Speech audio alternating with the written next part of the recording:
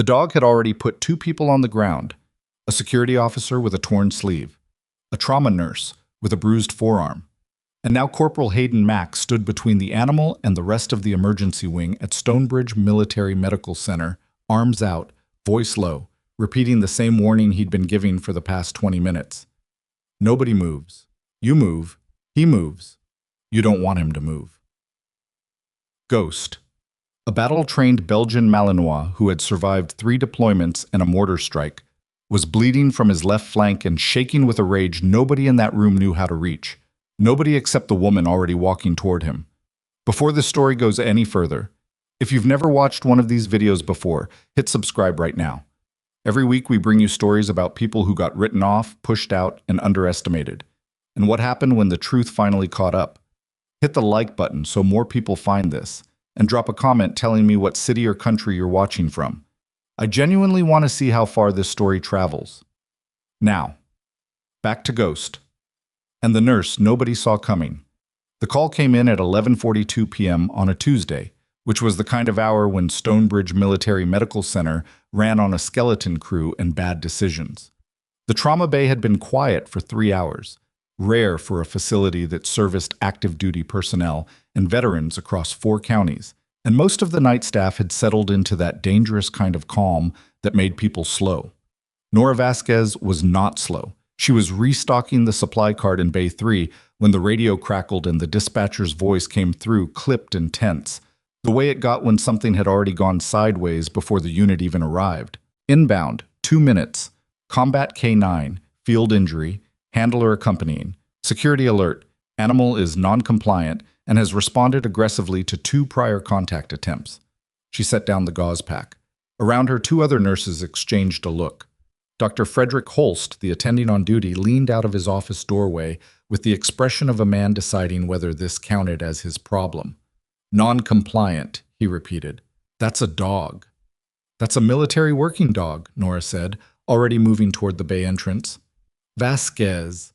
Holst's voice carried the particular flatness he used when he wanted someone to understand their place without making a scene.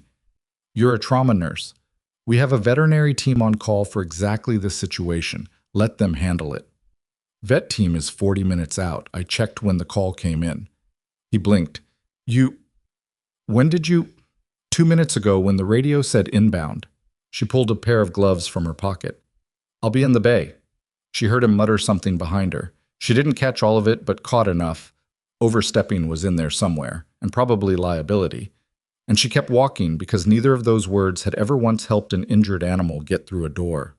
The ambulance bay doors opened with a mechanical groan, and the night air hit her face, damp and cold, carrying the smell of diesel and rain-wet concrete. The unit pulled in hard, rear doors already swinging before the vehicle stopped completely, and the first thing out was sound.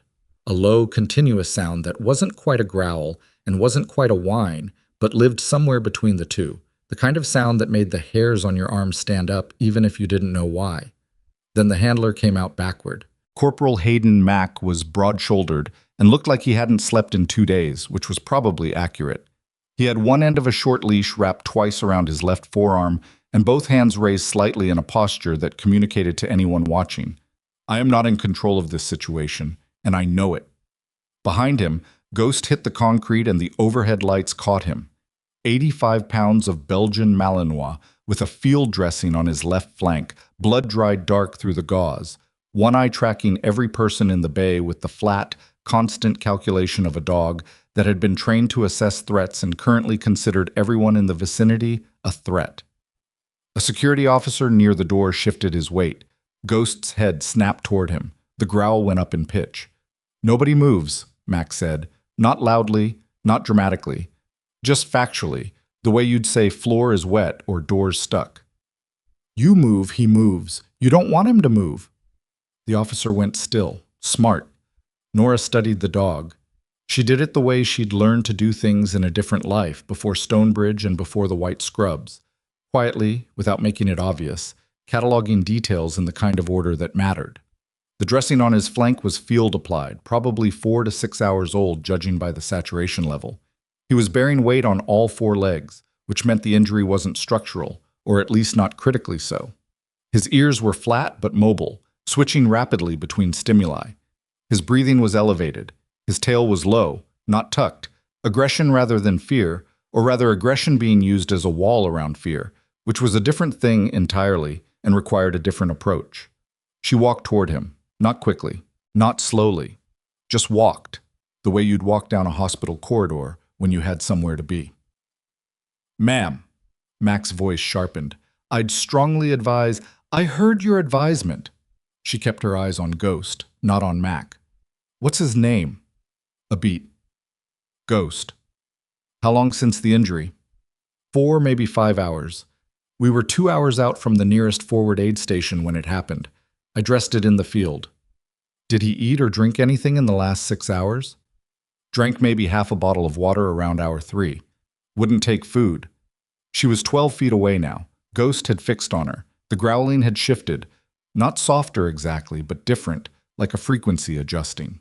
She stopped, crouched down, slowly, until she was below his eye level, pulled her gloves off and set them on the concrete beside her. "What are you doing?" Mac asked. "Waiting." You can't just—" "Corporal." She said it without looking at him. "I need you to stop talking for about 2 minutes." Silence behind her. She could feel the tension radiating from the security team, from the 2 nurses who had followed her out and were now standing near the door, probably regretting every decision that led to this moment. She didn't look at any of them. She watched Ghost. He was watching her back. The calculation in his eyes was real.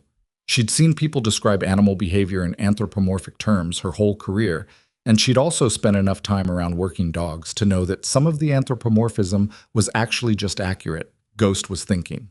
"I was running some version of an assessment, and the variables he was working with included her posture, her stillness, the fact that she'd removed the gloves, the fact that she hadn't made a single sudden movement, and the fact that she wasn't afraid. That last part mattered most. Dogs could smell adrenaline.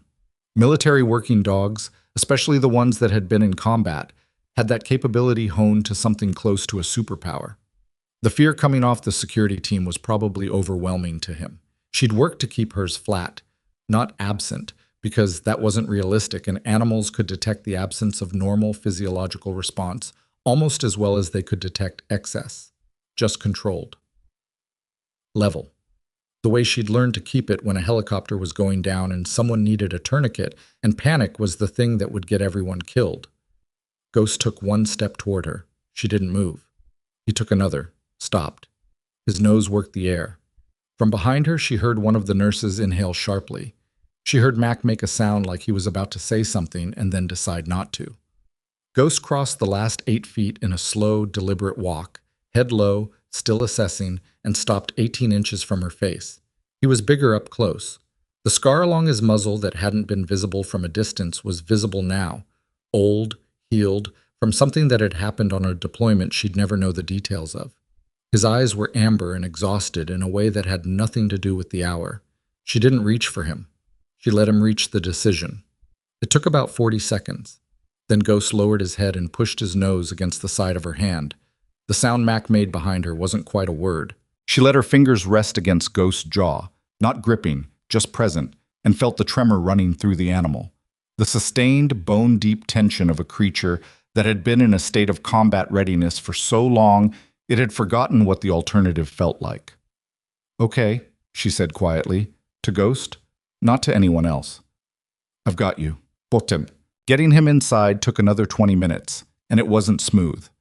Ghost tolerated Nora, but regarded everyone else with varying degrees of hostility, and navigating an 85-pound injured military working dog through a hospital corridor while keeping the other patients, staff, and one increasingly agitated security supervisor from doing anything that would reset the fragile equilibrium she'd established was the kind of logistical challenge they didn't cover in nursing school. But they got him into the isolated treatment room she'd had prepped. She'd called ahead on her radio during the walk, because she thought ahead, because she'd spent years in environments where not thinking ahead had consequences. And she got Ghost settled on the padded surface she'd had brought in from the physical therapy department, and she did a preliminary assessment of the flank wound while Max stood in the corner looking like a man who had completely revised his understanding of something but hadn't yet found words for it. "Laceration. Approximately 9 centimeters, she said, more to herself than to anyone. Looks like fragmentation, not clean-edged. The field dressing is adequate, but it needs to be cleaned properly, and the depth needs imaging before I'd want to close it. She looked up at Mac. Any idea what it was? IED fragment, best we could tell. Small piece.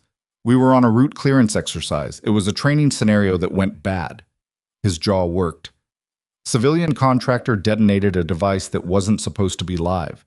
Ghost was 15 feet from it. Were you injured? Something crossed his face. Concussion. Minor. That's not minor. It's minor enough. She looked at him for a moment. I was doing the thing soldiers did, the thing she'd watched soldiers do for years, the flattening of pain into something manageable by reclassifying it as insignificant. She didn't push it. That was a separate conversation. The vet team will be here in, she checked the clock, about 30 minutes. I've stabilized the wound and his vitals are within range. He's going to need imaging and probably a proper closure under sedation, but right now he's calm, and we're going to keep it that way. You've worked with MWDs before, Max said. It wasn't a question. Some. He watched her. That's not a full answer. No, she agreed. It isn't. She turned back to Ghost, who had his head down on the padded surface and was watching her with those amber eyes. The tremor still present, but slower now, less frequent. Us. Dr. Holst arrived 11 minutes later. She heard him before she saw him, the particular rhythm of his footsteps, the way he walked when he was composing an argument, and she kept her attention on Ghost and her hand light on his side and waited. Vasquez. He stopped in the doorway, took in the scene. The vet team is en route. I know. This isn't your case. He needed stabilization. I stabilized him. You're a trauma nurse. In the human trauma unit.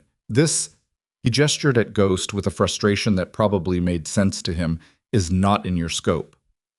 Wound assessment and vital monitoring are in my scope. The patient's species doesn't change the fundamentals. A muscle twitched near Holst's eye. He was a good surgeon in the ways that mattered most. Technically precise, rarely rattled under pressure in an OR. But he had a particular blind spot around anyone who challenged the edges of what he considered established hierarchy, and Nora had been pressing those edges since her 3rd week at Stonebridge. I'd like to speak with you privately about the appropriate use of hospital resources and your Dr. Holst. Mac's voice from the corner was quiet, but had an edge that came from years of giving commands that needed to be obeyed immediately.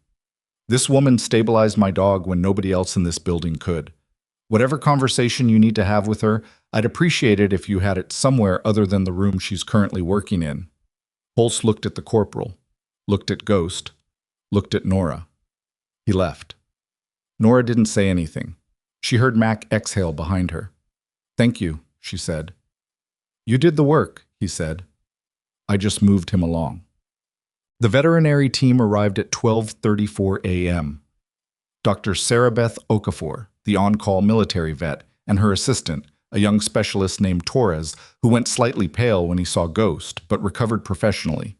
Okafor was efficient and direct and did not waste words, which Nora appreciated.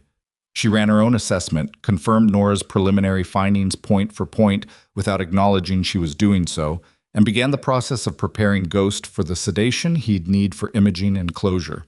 Ghost tolerated the prep poorly with everyone except Nora. It wasn't dramatic. He didn't attack anyone. But every time Okafor or Torres reached for him, his muscles went rigid, his ears flattened, and the growl came back, low, contained, a warning not yet escalated but clearly capable of escalation. And every time Nora put her hand on his side and said something quiet, the rigidity eased. Okafor noticed. She was too professional to say anything directly, but Nora caught the look she exchanged with Torres, but the particular look of a clinician revising a working theory. Mac noticed too.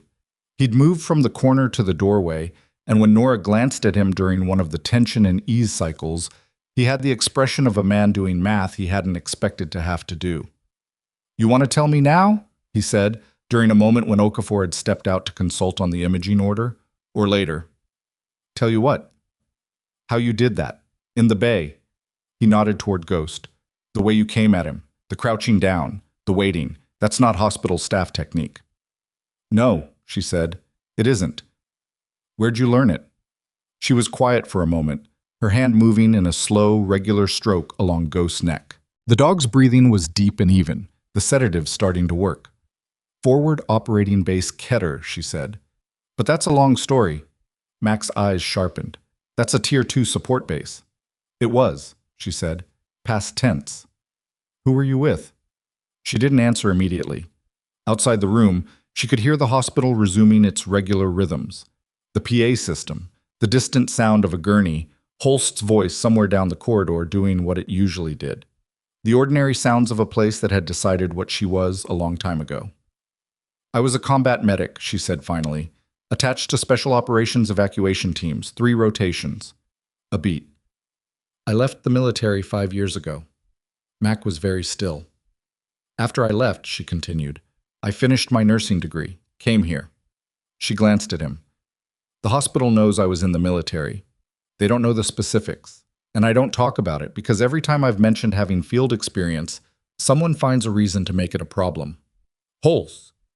Holst is one example. Mac looked at Ghost, who was fully sedated now, his breathing slow and steady. You worked with MWDs in the field. 7, she said, over 3 rotations. 2 of them didn't make it back. She paused. The other 5 did. Silence stretched between them. Somewhere in the hospital, a phone rang and was answered. I misjudged you, Mac said. In the bay when you first came out, I thought you were being reckless. I know. I was wrong. I know that too. He had the grace not to keep apologizing, which she appreciated. She'd found that people who understood apologies generally understood that repeating them diluted them. Imaging came back at 2:17 a.m. and confirmed what Nora had suspected. The fragmentation had missed the major muscle groupings, which meant the prognosis for full recovery was solid provided the wound was properly closed and the aftercare was right. Okafor delivered this information in the same clipped, efficient manner she used for everything and added, without particular inflection, that Nora's initial field-style dressing had probably been the difference between a manageable wound and a complicated one. It was the closest thing to a compliment Nora had received from a doctor at Stonebridge in 8 months. She was documenting her portion of the intake when the shift supervisor, a heavy-set administrator named Gerald Pruitt, appeared in the doorway with the expression of someone who had been asked to do something he found distasteful and had decided the best approach was speed. Vasquez, Dr. Holst filed a report with the unit director. Overreach of scope, use of hospital resources outside your designated unit, interaction with a non-human patient without veterinary authorization. He read these off a tablet with the energy of a man reciting a grocery list. Director Marsh wants a meeting first thing in the morning, 7 a.m. Mac, who was still in the room, turned slowly. Nora kept writing. I'll be there. Additionally, Holst has requested that you be reassigned off the night trauma rotation pending the review. Her pen stopped. She didn't look up immediately. She took 2 seconds, just 2, and then she set the pen down and looked at Pruitt with an expression that gave away exactly nothing. On what grounds? He cited concerns about your clinical judgment and protocol compliance. He cited concerns about a patient receiving care when no other qualified person in the building could provide it. That's not what the report says. I imagine not. She picked up the pen. 7 a.m. with Director Marsh. I'll be there. Pruitt lingered, clearly hoping for more reaction, and then left when it became clear he wasn't going to get one. The room was quiet. Okafor had gone. Torres had gone. It was Nora and Mac and the soft sound of Ghost's breathing from the padded surface. They're going to pull you off the unit, Mac said. They're going to try. Because you helped my dog. Because I helped your dog in a way that made someone feel like their authority was in question. She finished her notation and closed the chart. It's not the first time. It probably won't be the last. Mac was watching her with an expression she'd seen before. On soldiers, on people who'd watched someone absorb something unfair with a stillness that came from practice. You're not going to fight it, he said. I'm going to go to the meeting and tell the truth. Whether that counts as fighting, it depends on Director Marsh. She moved to the door. Ghost will need monitoring every 2 hours for the first 8. I've left the protocol with Torres. If anything changes, Nora. She stopped. He almost never used her first name. They'd been on a last-name basis since the Bay. And the shift was deliberate enough that she turned. Mac was standing beside Ghost, one hand resting on the dog's back. His face had the look of someone who'd made a decision. My unit commander is Lieutenant Colonel Bridget Ferris, he said. She's been looking for a reason to come down on Stonebridge's administrative practices for about 6 months. He paused. She's going to hear about tonight. Nora looked at him for a moment. I'm not asking you to do that. No, you're not. He held her gaze. That's part of why I'm going to do it. She left him there, in the small room with the sleeping dog, and walked back through the corridors of Stonebridge Military Medical Center, past the trauma bay where she'd spent most of the night, past the nursing station where 2 of her colleagues didn't quite meet her eyes, past the door of Holst's office where the light was still on at nearly 3 in the morning. And she pushed open the stairwell door and stood there for a moment in the industrial light, alone, her hands steady, her breathing level.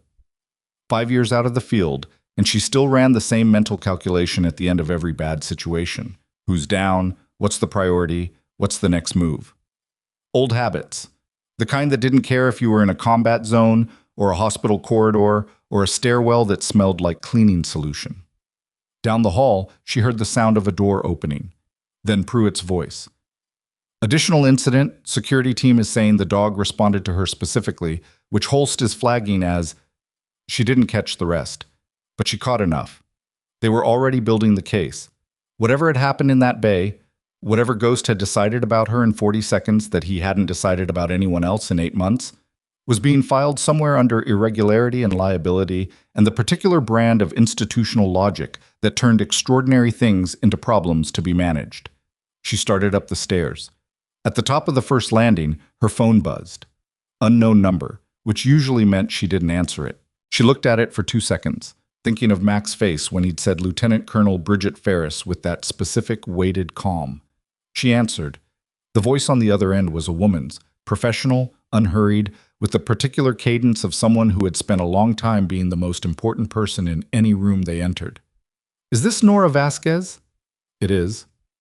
My name is Colonel Ferris. A pause. Not hesitation, just timing. I understand you had an interesting night. Nora looked up the stairwell at the flickering fluorescent light 2 floors above her. You could call it that, she said. Corporal Mac spoke very highly of you. He shouldn't have had to. Another pause, shorter. No, Ferris said. He shouldn't have. Something shifted in her voice. Not warmer, exactly, but more direct. I'm going to ask you something, and I want an honest answer. Can you be at Stonebridge's administrative wing at 6:30 tomorrow morning? The meeting with Marsh wasn't until 7, which meant Ferris wanted 30 minutes before the meeting, which meant she had something she wanted in place before the meeting started. Nora had spent 3 rotations in environments where the difference between a good outcome and a catastrophic one came down to the ability to read a situation correctly in about 4 seconds. Yes, she said. Good. Ferris's tone was already moving on, the way command voices did when a decision was made, and the next problem was already presenting itself. I've pulled your military record, Ms. Vasquez. The unredacted version. The stairwell light flickered. I think, Ferris said, we have some things to discuss. The call ended. Nora stood in the stairwell for a moment, the phone in her hand, the fluorescent hum the only sound. Somewhere below her, 2 floors down, a military working dog who had survived 3 deployments and a mortar strike and 8 months of controlled rage was sleeping quietly for what might have been the first time in longer than anyone in the building could know. She thought about what Mac had said in the bay before he'd understood what she was. Nobody moves. You move, he moves. The problem with that logic, she'd always found, was that sometimes the only way forward was to move anyway. She put the phone in her pocket and walked up the stairs. 6:30 came with gray light through the administrative wing's narrow windows and the smell of burnt coffee from a machine that had been broken for 3 weeks and kept getting used anyway. Nora arrived at 6:22. She'd gone home for 3 hours, slept for maybe 90 minutes of it, showered, and come back in clothes that were not scrubs, dark slacks, a button-down, the kind of deliberate choice that said, I know what kind of meeting this is. She'd made that calculation in about 4 seconds while staring at her closet at 5 a.m., and she didn't second-guess it. The administrative wing was empty at this hour, except for a young specialist sitting outside the director's office, who looked up when Nora entered, and then looked back down at his phone with the practiced neutrality of someone who'd been told not to say anything. At the end of the corridor, a door was open. Light came through it. Colonel Bridget Ferris was already there. She was shorter than Nora had imagined from the phone call, 5'4", maybe 5'5", with close-cropped gray hair and the kind of posture that didn't come from a yoga class, and that you finished the extraction anyway. Silence. 3 soldiers and 2 MWDs, Ferris said, including a dog with a similar profile to Ghost. The dog's name was Coda, Nora said. He made it 6 months after we got back. Degenerative joint disease. They couldn't manage the pain. Ferris didn't offer condolences. Nora hadn't expected her to. What I need to understand, Ferris said, is why you've been here 8 months and this file has been sitting in a drawer. Because I put it there. Why? Nora looked at the folder for a moment. It was a reasonable question. She'd had a version of this conversation with herself at various hours over the past 8 months, in the stairwell and in her car, and occasionally at 3 a.m., staring at the ceiling. Because when I came here, I wanted to be a nurse, she said.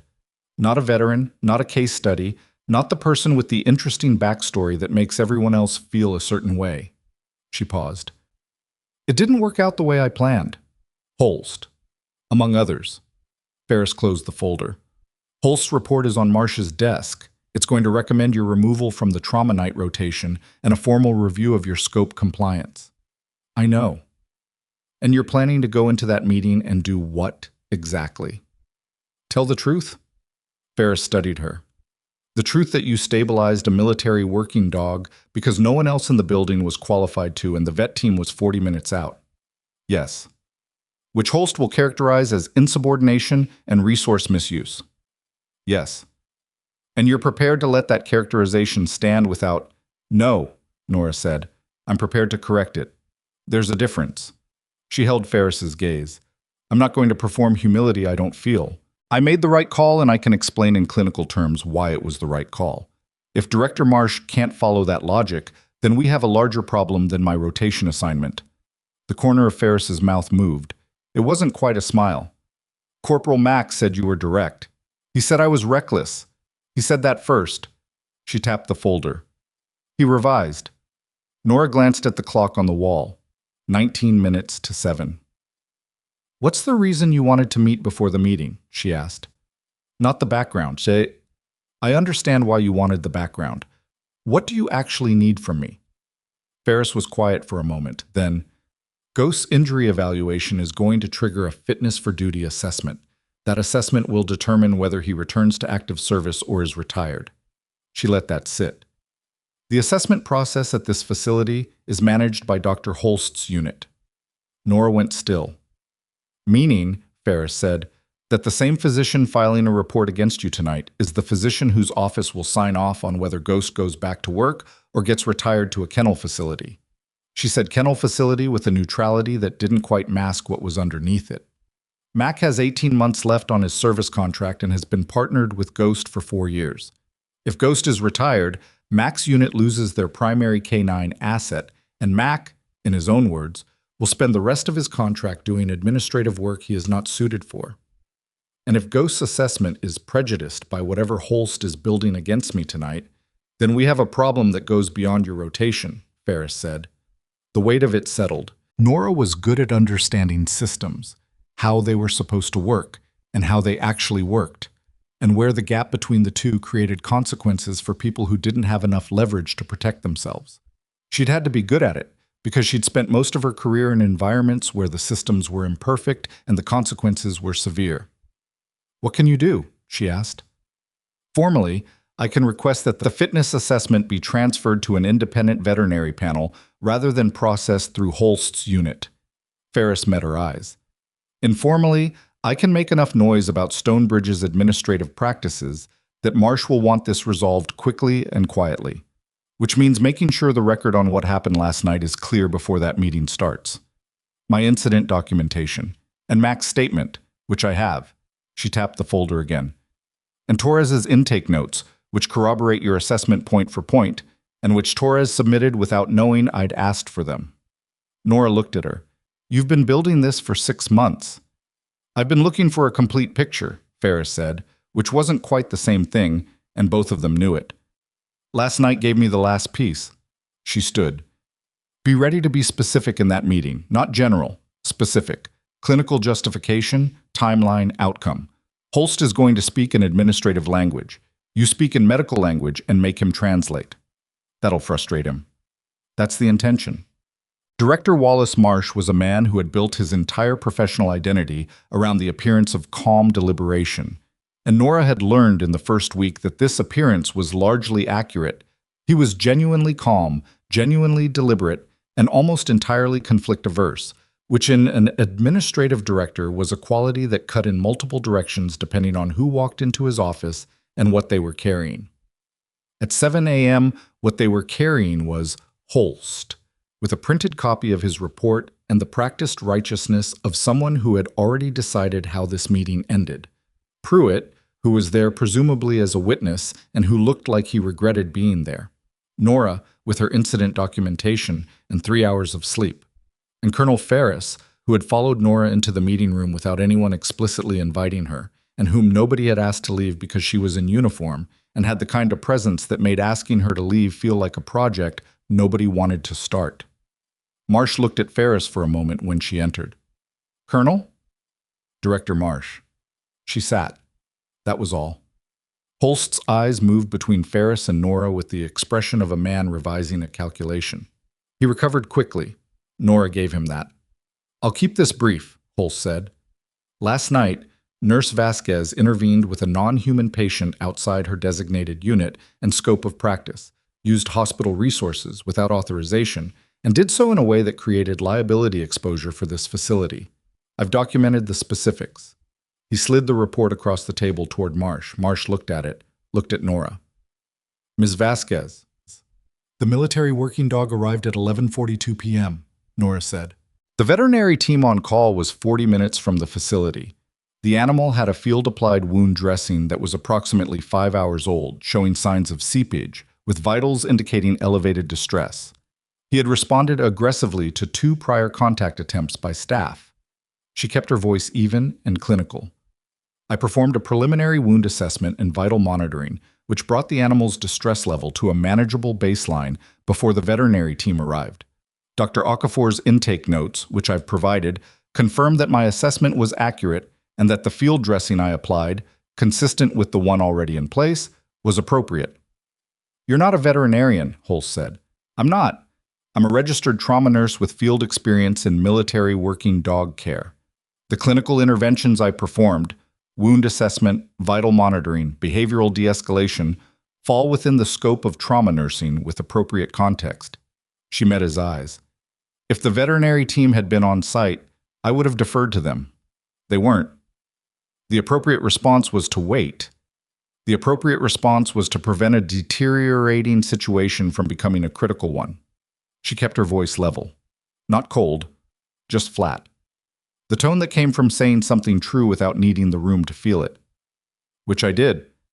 Marsh had been reading Okafor's notes. He set them down. "Dr. Okafor's documentation does support Ms. Vasquez's account of the clinical outcome." Holst's jaw tightened. "The issue isn't the outcome. The issue is the process." "The process," Ferris said from her end of the table, "produced an injured military working dog who was stable by the time the veterinary team arrived rather than in crisis." She said it the way she probably said most things, without particular emphasis, which somehow made it hit harder. "I'd like to understand what the preferred process would have produced." Holst looked at her. "Colonel, with respect, this is a hospital administrative matter. The animal involved is a military asset," Ferris said. "His welfare and his fitness for duty assessment are therefore matters of military interest, which makes this, at least partially, my concern." A pause. "I'm not here to direct your administrative process, Director Marsh. I'm here to make sure the record of last night is complete." Marsh looked at Ferris for a long moment. Nora had seen that look before. On commanding officers, on senior staff, on people in rooms where the ground had shifted under them, and they were calculating what solid ground looked like now. "Dr. Holst," Marsh said carefully, "the report you filed, the scope compliance concern, is that the primary issue, or is there something else driving this?" Holst stopped. It was a very brief stop, but it was real. "The scope compliance is the documented concern. Because Dr. Okafor's notes are fairly supportive of Ms. Vasquez's approach. Okafor wasn't there for the initial contact. She didn't see. What did you see? Nora asked. He looked at her. You were in the doorway, she said. You saw the room. What specifically did you observe that concerned you clinically? The silence was about 4 seconds long. Not long enough to be conspicuous. Long enough. I observed a staff member operating outside her designated unit, Holst said, which is the documented concern. Marsh looked down at the report, then at Okafor's notes, then at Ferris, briefly. I'd like to table the rotation reassignment pending a full review of the incident documentation, he said. Ms. Vasquez, you'll remain on your current rotation. Dr. Holst, I'll want to discuss the review process separately. Holst's face went carefully neutral. Of course. That's all. The meeting broke at 7:23. Holst left without looking at Nora, which told her more than if he'd looked at her with hostility.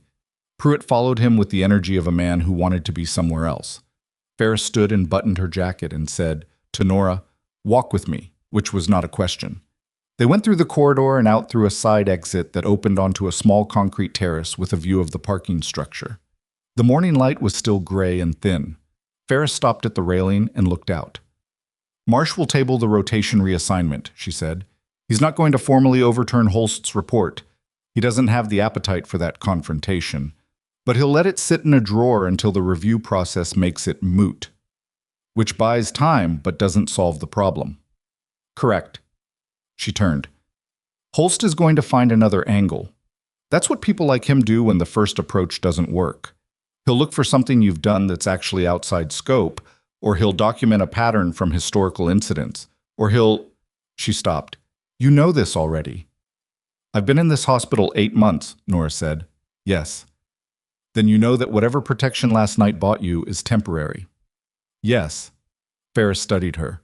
What do you want, Ms. Vasquez? Not what you'll settle for. What do you actually want? It was a question Nora hadn't been asked in a while. People at Stonebridge asked her what she was doing, whether she'd followed protocol, what her justification was. Nobody asked what she wanted.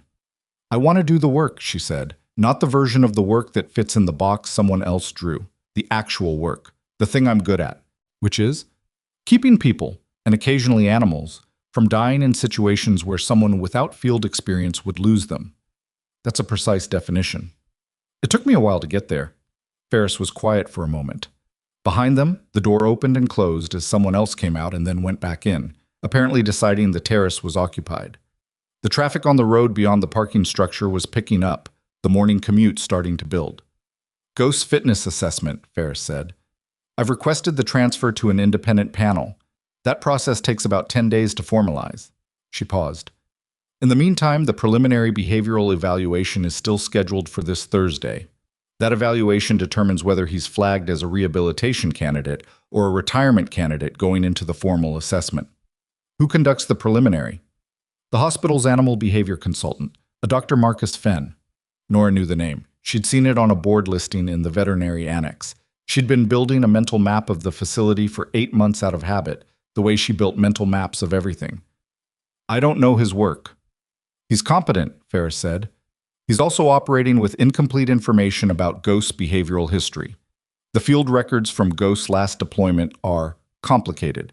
Some of it is classified. Some of it is in Mac's personal notes rather than official documentation. Meaning the preliminary evaluation might come back with a worse picture than the reality. Possibly. She held Nora's gaze. Mac has the field notes. He's willing to share them with whoever can help build an accurate behavioral profile before Thursday. She let the implication hang in the morning air. You're asking me to consult on the evaluation prep. I'm telling you that Mac would like to talk to you, and that what comes out of that conversation is your business. A beat. Officially, I'm asking nothing. Officially, I had a meeting with you this morning to ensure the record of last night's incident was complete. And unofficially, I've been watching what happens to people like you at facilities like this for a long time, Ferris said. People who know more than the job title says they should. People who solve problems that weren't supposed to be their problems, and then get handed the consequences. She picked up her cap from where she'd set it on the railing. I don't always get to do something about it. Last night gave me a reason to. She put her cap on and went back inside. Nora stood on the terrace for a minute after she left, looking at the parking structure, at the thin morning light on concrete, at a pigeon doing something purposeful near the base of a light pole. Her phone buzzed. Mac. Ghost had a good night. Torres says his vitals are strong. He ate this morning. She typed back. That's a good sign. A pause. Then, he's been asking for you. I know that's not how dogs work. He's been asking for you anyway. She put the phone in her pocket, started back inside. The corridor from the terrace exit ran past a row of administrative offices and then curved toward the clinical wing, and she was rounding the curve when she nearly walked into Holst, who was coming the other direction with a tablet in one hand and the look of a man who had already moved on to the next approach. They both stopped. Vasquez. Dr. Holst. He looked at her with an expression that had shifted since the meeting. Less of the theatrical indignation, more of something that sat quieter and colder underneath it. I want you to understand something, he said. What happened in that meeting doesn't change my position. The report stands. I know. And the next time you operate outside your scope, I'll document my clinical justification thoroughly, she said. The way I did last night. She held his gaze. Is there something else? He studied her for a moment. The something cold in his expression settled. I've requested your complete personnel file from HR, he said. Full employment history. All of it. She felt it. A small internal shift. The thing that happened when a threat became specific enough to be real. She kept it off her face. That's your prerogative. It is. He moved to go around her. Have a good morning, Ms. Vasquez. She watched him go. The file Holst would pull from HR was the hospital version, the transfer summary, the nursing credentials, the standard separation papers. Not Ferris's version, not the unredacted version, but it would have her assignment history. And her assignment history, if you read it carefully, had gaps that a determined person could use as questions. The years that were accounted for in general terms, but not specific ones. The overlap between her separation date and her nursing program enrollment that was technically possible but required a particular sequence of events she'd never been asked to explain in detail. She'd been careful. She'd been careful for 8 months. She kept walking. The rest of the morning moved the way mornings moved after bad nights, too fast in the moments that required attention and too slow in the moments between. She handled 2 routine trauma intakes, assisted in a post-op transfer, and wrote the incident documentation for last night's K9 case with a thoroughness that bordered on excessive, because excessive documentation was the best armor she had right now, and she knew it. At 11:15, Torres appeared at the nursing station. Ghost is awake and more stable than I'd expect, he said, with a slightly bewildered expression of someone whose expectations had been significantly underperformed. Dr. Okafor did the morning check and she wants to know if you're available to consult on the behavioral portion of his post-op monitoring protocol. Okafor asked for me specifically. Yeah. He hesitated. She said, and I'm quoting, the animal responds to Vasquez, which means Vasquez should be part of the protocol. She also said if Dr. Holst has opinions about that, she's available to discuss them. He paused. I think she was being serious. She was, Nora said. Tell her I'll be there at noon. He left. The nurse at the adjacent station, a woman named Priya, who was efficient and largely unsentimental and had never, in 8 months, asked Nora a personal question, looked up from her charting. The dog's going to be okay? She asked. The dog's going to be okay. Priya nodded once and went back to her screen. It was the most Priya had voluntarily said to her in a month. Small things. Nora had learned to register small things. She was at the copy machine at 11:40, printing the updated incident documentation, when her phone buzzed. Not Mac this time, an internal extension. She looked at it, didn't recognize the number, answered. Vasquez. Her own name back from a voice she didn't know. Male, older, with a cadence that came from somewhere she couldn't immediately place. Yes. My name is Major Alan Driscoll. I'm the Regional Military Liaison for medical facilities in this district. A pause. I understand Colonel Ferris spoke with you this morning. She did. Good. I'm going to be direct with you, because I find directness saves time. I'm aware of your record, Ms. Vasquez. The unredacted version. I've been aware of it since you were hired here. She went very still. I sit on the oversight board for veteran transition programs at 3 facilities in this district, he said, Stonebridge is one of them. When your employment application came through 8 months ago, I flagged your file and noted your background with the intention of, eventually, having a conversation about whether your skills were being properly utilized. A beat. Last night moved that conversation to the front of the queue. Why didn't you initiate this conversation 8 months ago? Because you hadn't given us a reason to override your preference for anonymity. His voice was even, not unkind. You have a right to practice nursing without your military record being made a talking point. We respected that. But Ghost's situation has a timeline now, and Holst's report has a trajectory, and you need me to be more visible than I've chosen to be. I need you to let people see what they're working with, he said, which is different. She looked at the printed pages coming out of the machine, clean white paper, black ink, the clinical precision of a timeline that made last night sound manageable. The Thursday evaluation, she said, Ghost's preliminary behavioral, is part of it, yes. What else? Holst filed a secondary request this morning, Driscoll said. After the meeting with Marsh, he's requesting a formal review of your nursing credentials relative to your specific scope assignments. It's procedurally legitimate. He has the standing to request it, but the timing makes the intent clear. He's trying to formalize a limit on what I can do here. He's trying to define you in terms that make last night an exception rather than a demonstration of capability. Driscoll paused. Which means we need to make last night a demonstration of capability, on the record.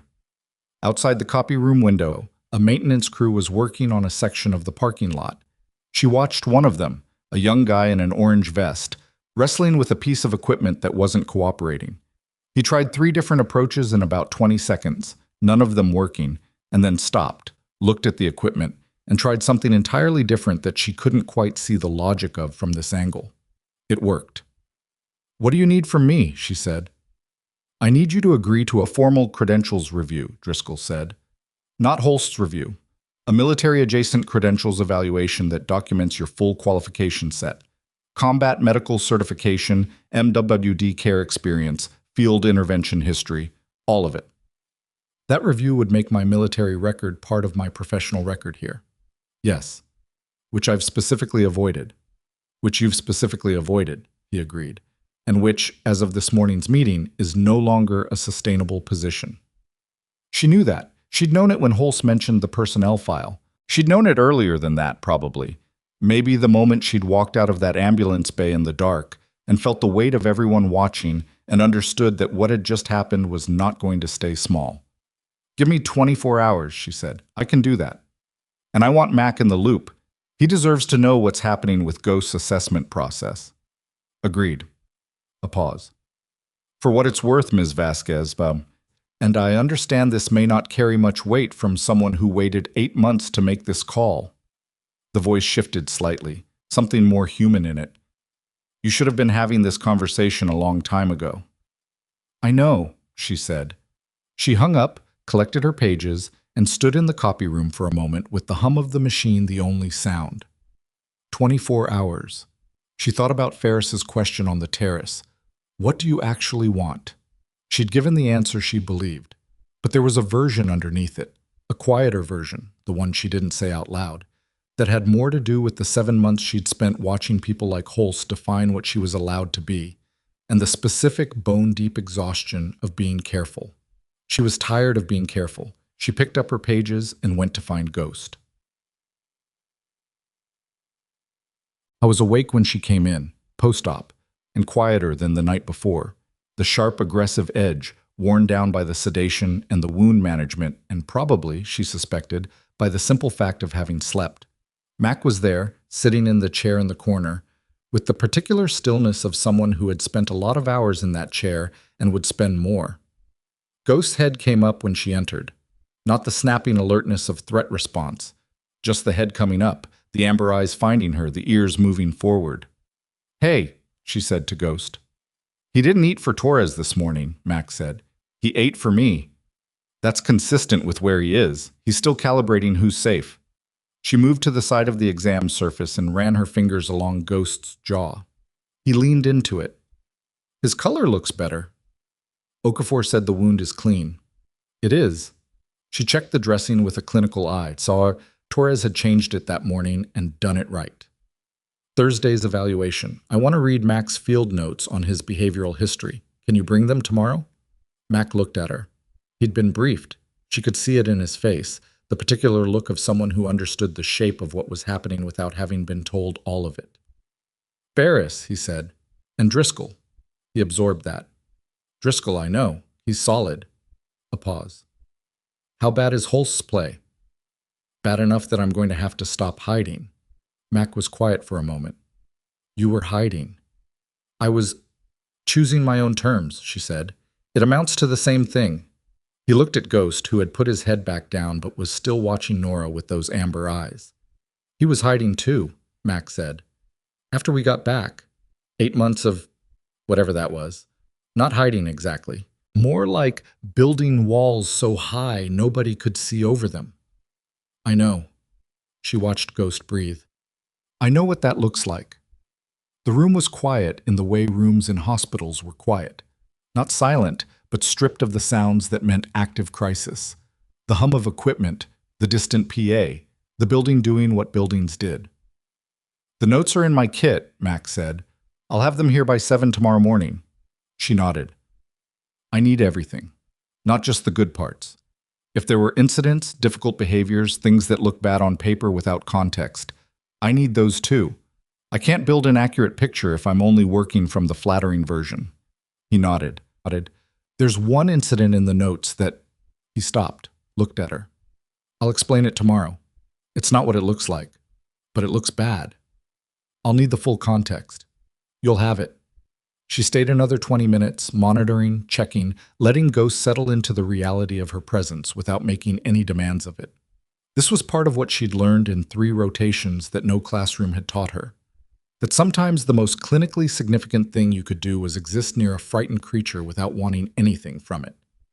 When she left, Ghost watched her go. She was halfway down the corridor when her phone buzzed again. Unknown number. Different from Driscoll's extension. She looked at it for a second, thought about not answering, answered. Vasquez. Not Driscoll. Not Ferris. Not Mac. A voice she recognized, though she'd only heard it a handful of times, from a distance, in contexts where it was giving directions to people who weren't her. Director Marsh. I need you in my office, he said. Now. His voice was different from the meeting. The calibrated calm was still there, but something was running underneath it that she'd classify, clinically, as controlled alarm. What happened? A pause that lasted maybe 2 seconds too long. Dr. Holst, Marsh said, has been in contact with the hospital's legal affairs office. He's filed a formal complaint alleging that your military record was deliberately withheld from your employment evaluation, that you misrepresented your background during the hiring process. Another pause. He's also, and I want you to hear this directly from me before you hear it from anyone else, he's contacted the state nursing board.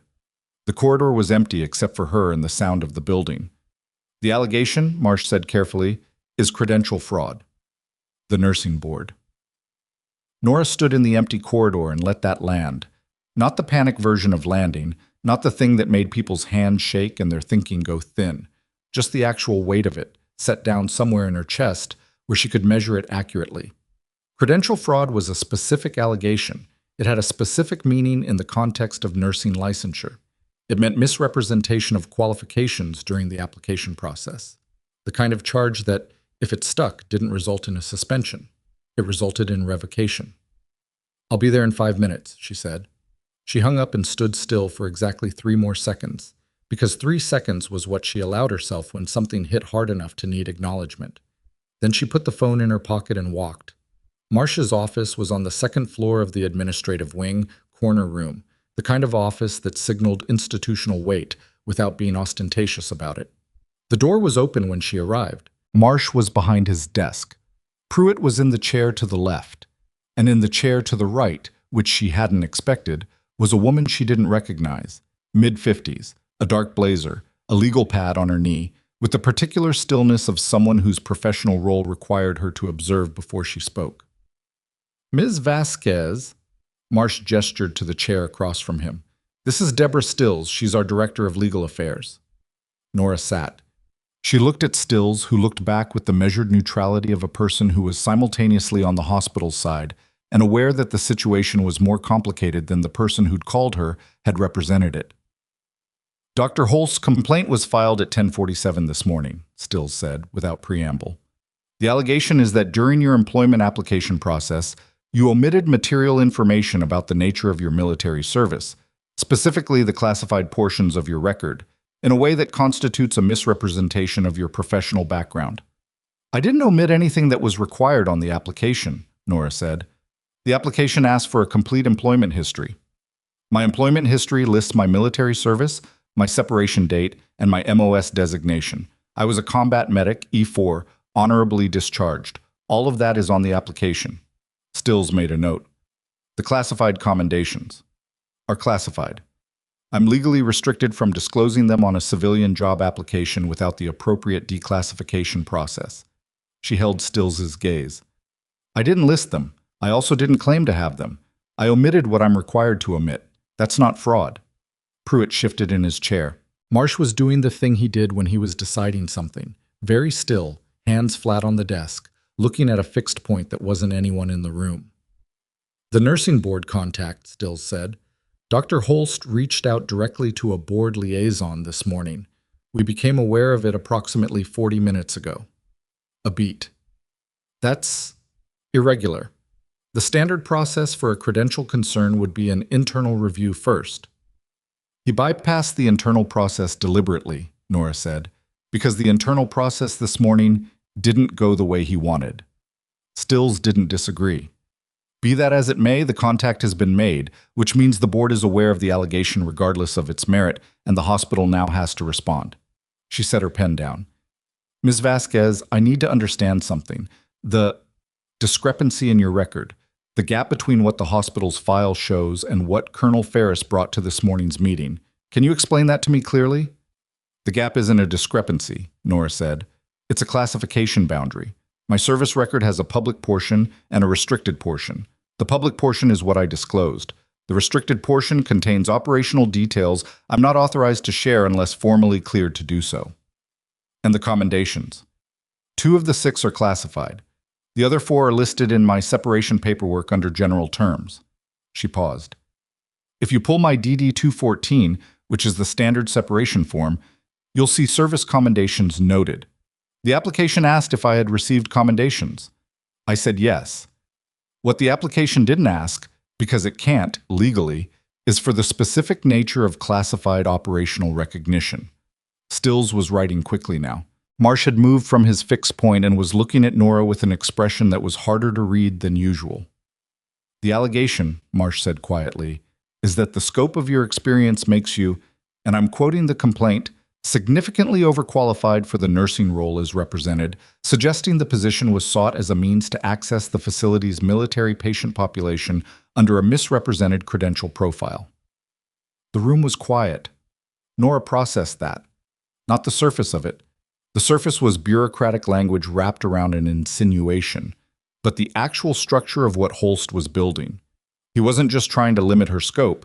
He was trying to reframe her presence at Stonebridge as something suspicious, something that needed explaining in ways that would put her permanently on the defensive. That's not an allegation about my credentials, she said. That's an allegation about my motives. Yes, Stills said, it is. And the nursing board. The board liaison has requested documentation. The hospital has 10 days to provide a response. Stills looked at her directly. Which means we have 10 days to establish that the record is clear. 10 days, Nora said. Ghost preliminary behavioral evaluation is Thursday. Marsh blinked. I'm not sure what Dr. Holst's unit manages the fitness for duty assessment process for military working dogs treated at this facility, she said. The dog brought in last night, Ghost, is scheduled for a preliminary behavioral evaluation on Thursday. That evaluation feeds into the formal fitness assessment that determines whether he returns to active service. If Holst's complaint ties up my ability to interact with Ghost between now and Thursday, the preliminary evaluation will happen without the behavioral context I've been building, and the result will reflect that. Marsh looked at Stills. Stills looked at her pad. The 10-day board response window doesn't restrict your clinical activity, Stills said carefully. You remain employed and credentialed during the response period. Does Holst know that? A pause. He will, when I contact his office this afternoon to clarify the procedural timeline. So between now and that clarification, he may be operating under the assumption that filing the complaint effectively grounds me. Still's expression confirmed it without her saying so. I need to make a call, Nora said. What? She called Driscoll from the stairwell because the stairwell had become, apparently, where she made the calls that mattered. He picked up in 2 rings. Holst filed with the nursing board, she said, without setup. A beat. When? This morning, 10:47. He bypassed the internal review process. Driscoll was quiet for a moment, the kind of quiet that wasn't absence of response but presence of calculation. That's an escalation. He's trying to reframe my entire presence here as suspicious, not just the scope question, my motives. I heard. He'd heard already, which meant the information was moving faster than she'd realized. Vasquez, I need you to listen to me for about 60 seconds without deciding how you feel about what I'm saying. Go ahead. The credential fraud angle isn't going to stick. The legal foundation isn't there and Holst knows it. This is a pressure play, not a genuine allegation. What he's actually doing is creating noise. Enough noise that Marsh gets uncomfortable and starts making decisions based on institutional risk management rather than clinical merit. A pause. Which means the response has to be louder than the noise. You want me to authorize the full credentials review. I want you to let me convene it today. Not in 10 days, today. I have the standing to fast-track a military-adjacent credential evaluation, and if we have the results documented before the board responds to Holst's contact, the board has nothing to adjudicate. He paused again. It also means your full record is on the table. The classification restrictions lift for the purpose of a formal military evaluation, which means the commendations, the operational history, the extraction record, all of it becomes visible. She looked up the stairwell. The fluorescent light on the landing above her was still flickering, the same one she'd noticed at 3 in the morning. That's what I've been avoiding for 8 months. I know. Once that's on the table, Driscoll said, you're not just a trauma nurse with good instincts. You're a credentialed combat medical specialist with a documented record of field intervention and military working dog care who has been practicing below her qualification level for 8 months because nobody at Stonebridge knew to ask. He let that sit. Holst wanted to define you. This defines you first. The stairwell was cold. She hadn't noticed until now. Who needs to be in the room, she said. Me. Ferris, if she can make it. A DoD credentials liaison I'll contact in the next hour. And you. A beat. 2 o'clock, I'll arrange the space. I have a shift until 3. I'll clear it with Marsh. She almost said something about not wanting Marsh to clear things for her, and then she recognized that impulse as the kind of pride that served a purpose in some contexts and became a liability in others. Fine, she said. 2 o'clock. The morning went by in the way. Mornings went by when something large was waiting at the other end of them, each task completed with the precision of someone whose hands were busy while their mind was elsewhere. She handled the rotation. She checked on a post-surgical patient in Bay 2. She crossed paths with Priya twice and Pruitt once, and the building moved around her in its ordinary rhythms, while 3 floors up and across the facility, Holst was doing whatever Holst was doing, and she couldn't see it and didn't try. At noon, she went to Ghost. Not because Okafor had asked her to, though Okafor's consultation request was still technically on her list, because she needed 5 minutes in a room where the primary relationship was simple. Ghost was more alert than the morning. Sitting up, the dressing clean, his eyes tracking her from the moment she came through the door. Mac wasn't there. She'd expected that. He had his own obligations and couldn't spend every hour in a hospital room. But Torres was in the corner doing documentation and looked up when she entered. Dr. Okafor cleared him for short-duration movement, Torres said. Like, just within the room, not far. I know. She sat on the floor near the exam surface, back against the wall, deliberately below Ghost's eye level. The same position she'd taken in the ambulance bay. Not performing anything. It was just what worked, and she'd stopped worrying about whether it looked unusual approximately 8 months ago. Ghost stepped off the exam surface, which Torres clearly hadn't been expecting because he made a sound and half stood, and walked to where Nora was sitting on the floor and dropped down beside her with the careful deliberateness of a large animal managing an injury. Torres stared. He's weight-bearing on all four, Nora said. That's good. He didn't do that for anyone else. I know. She put her hand on Ghost's back and felt his breathing. Deep, still slightly elevated, but without the tremor that had been there last night. The constant low-level alarm that had been running in his system since they'd brought him in was quieter now. Not gone, but quieter. She thought about what Mac had said. He was hiding too. Building walls so high nobody could see over them. She hadn't admitted to Mac that she'd recognized that in Ghost from across the ambulance bay because she recognized it in herself. Hadn't said it because it was the kind of thing that, once said, changed how people understood everything that came after. She was still deciding how many things she was willing to have people understand differently. At 1:45 she stood, told Torres she'd be back for the afternoon monitoring, and went to the meeting. The credentials evaluation was held in a conference room in the administrative annex that was normally used for insurance reviews and smelled faintly of dry erase marker and old paper. Driscoll was already there when she arrived, along with a woman he introduced as Captain Leanne Voth from the DoD Credentials Liaison Office, who had driven 2 hours and had the look of someone who drove 2 hours fairly often and had made peace with it. Ferris arrived 3 minutes after Nora, in uniform again, with a folder under her arm. The process took 90 minutes. It wasn't theatrical. That was the thing she hadn't expected. She'd built it up in her mind over 8 months as some kind of revelation, the unredacted file spread open for examination, everything she'd kept contained finally becoming visible, and the reality of it was a woman with a professional checklist asking precise questions in a methodical sequence while 2 other people took notes. Nora answered everything. FOB Keter, the 3 rotations. The extraction operation that had gone wrong. A vehicle ambush in a narrow corridor. A team of 4 soldiers and 2 MWDs. One of the dogs down and one of the soldiers with a femoral bleed that had approximately 6 minutes of treatable window. She'd finished the extraction with 2 broken ribs and a concussion she didn't know about until 4 days later because the forward aid station was backed up and she'd kept working. She answered the questions about the MWDs.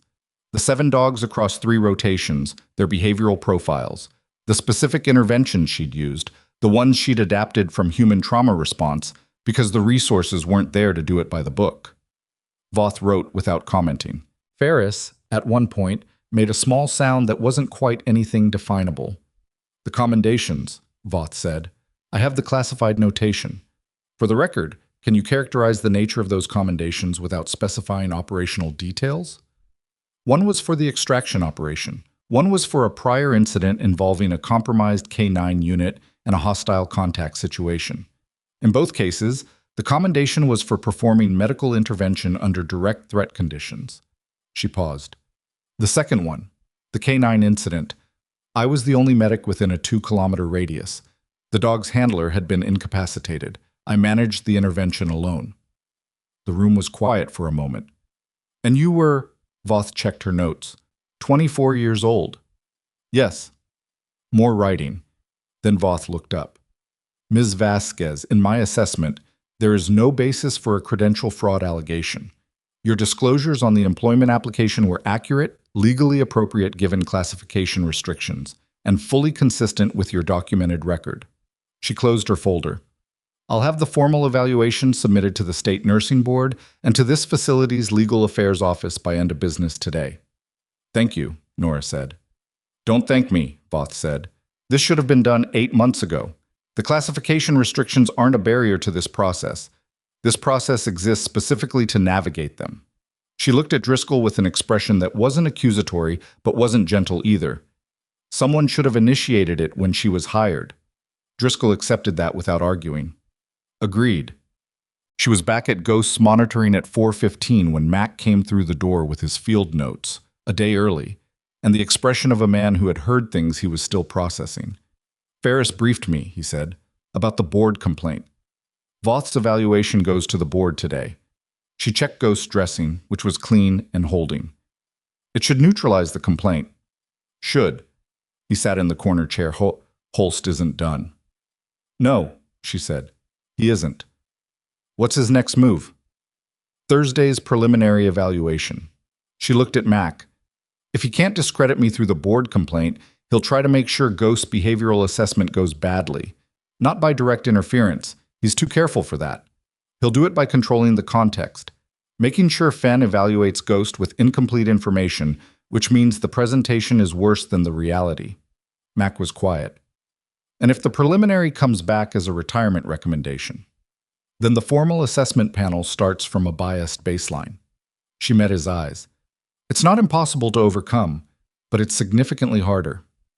He opened the folder, his field notes, handwritten in the dense shorthand of a man who'd been recording operational details for 4 years, the pages worn at the edges from being read and reread and carried in a kit bag through conditions that weren't kind to paper. The incident I mentioned, he said, page 12. She found it, read it. It was dated 14 months ago.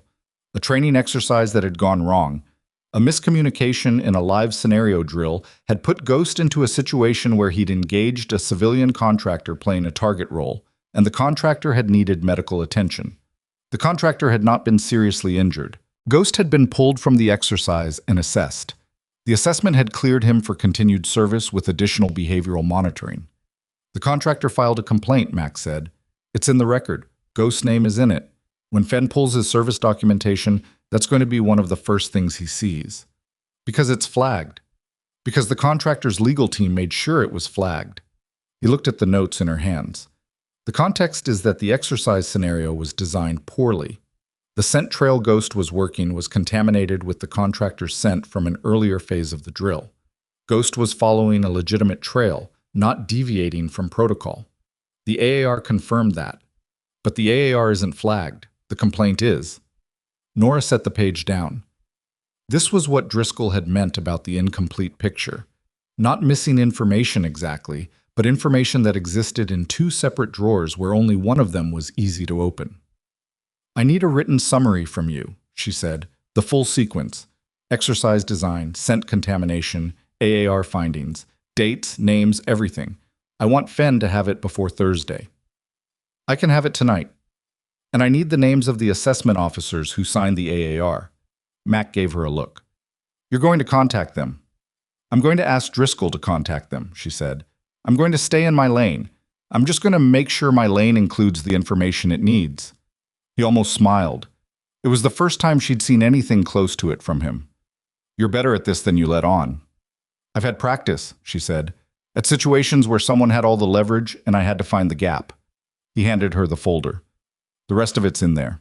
His behavioral markers from each rotation.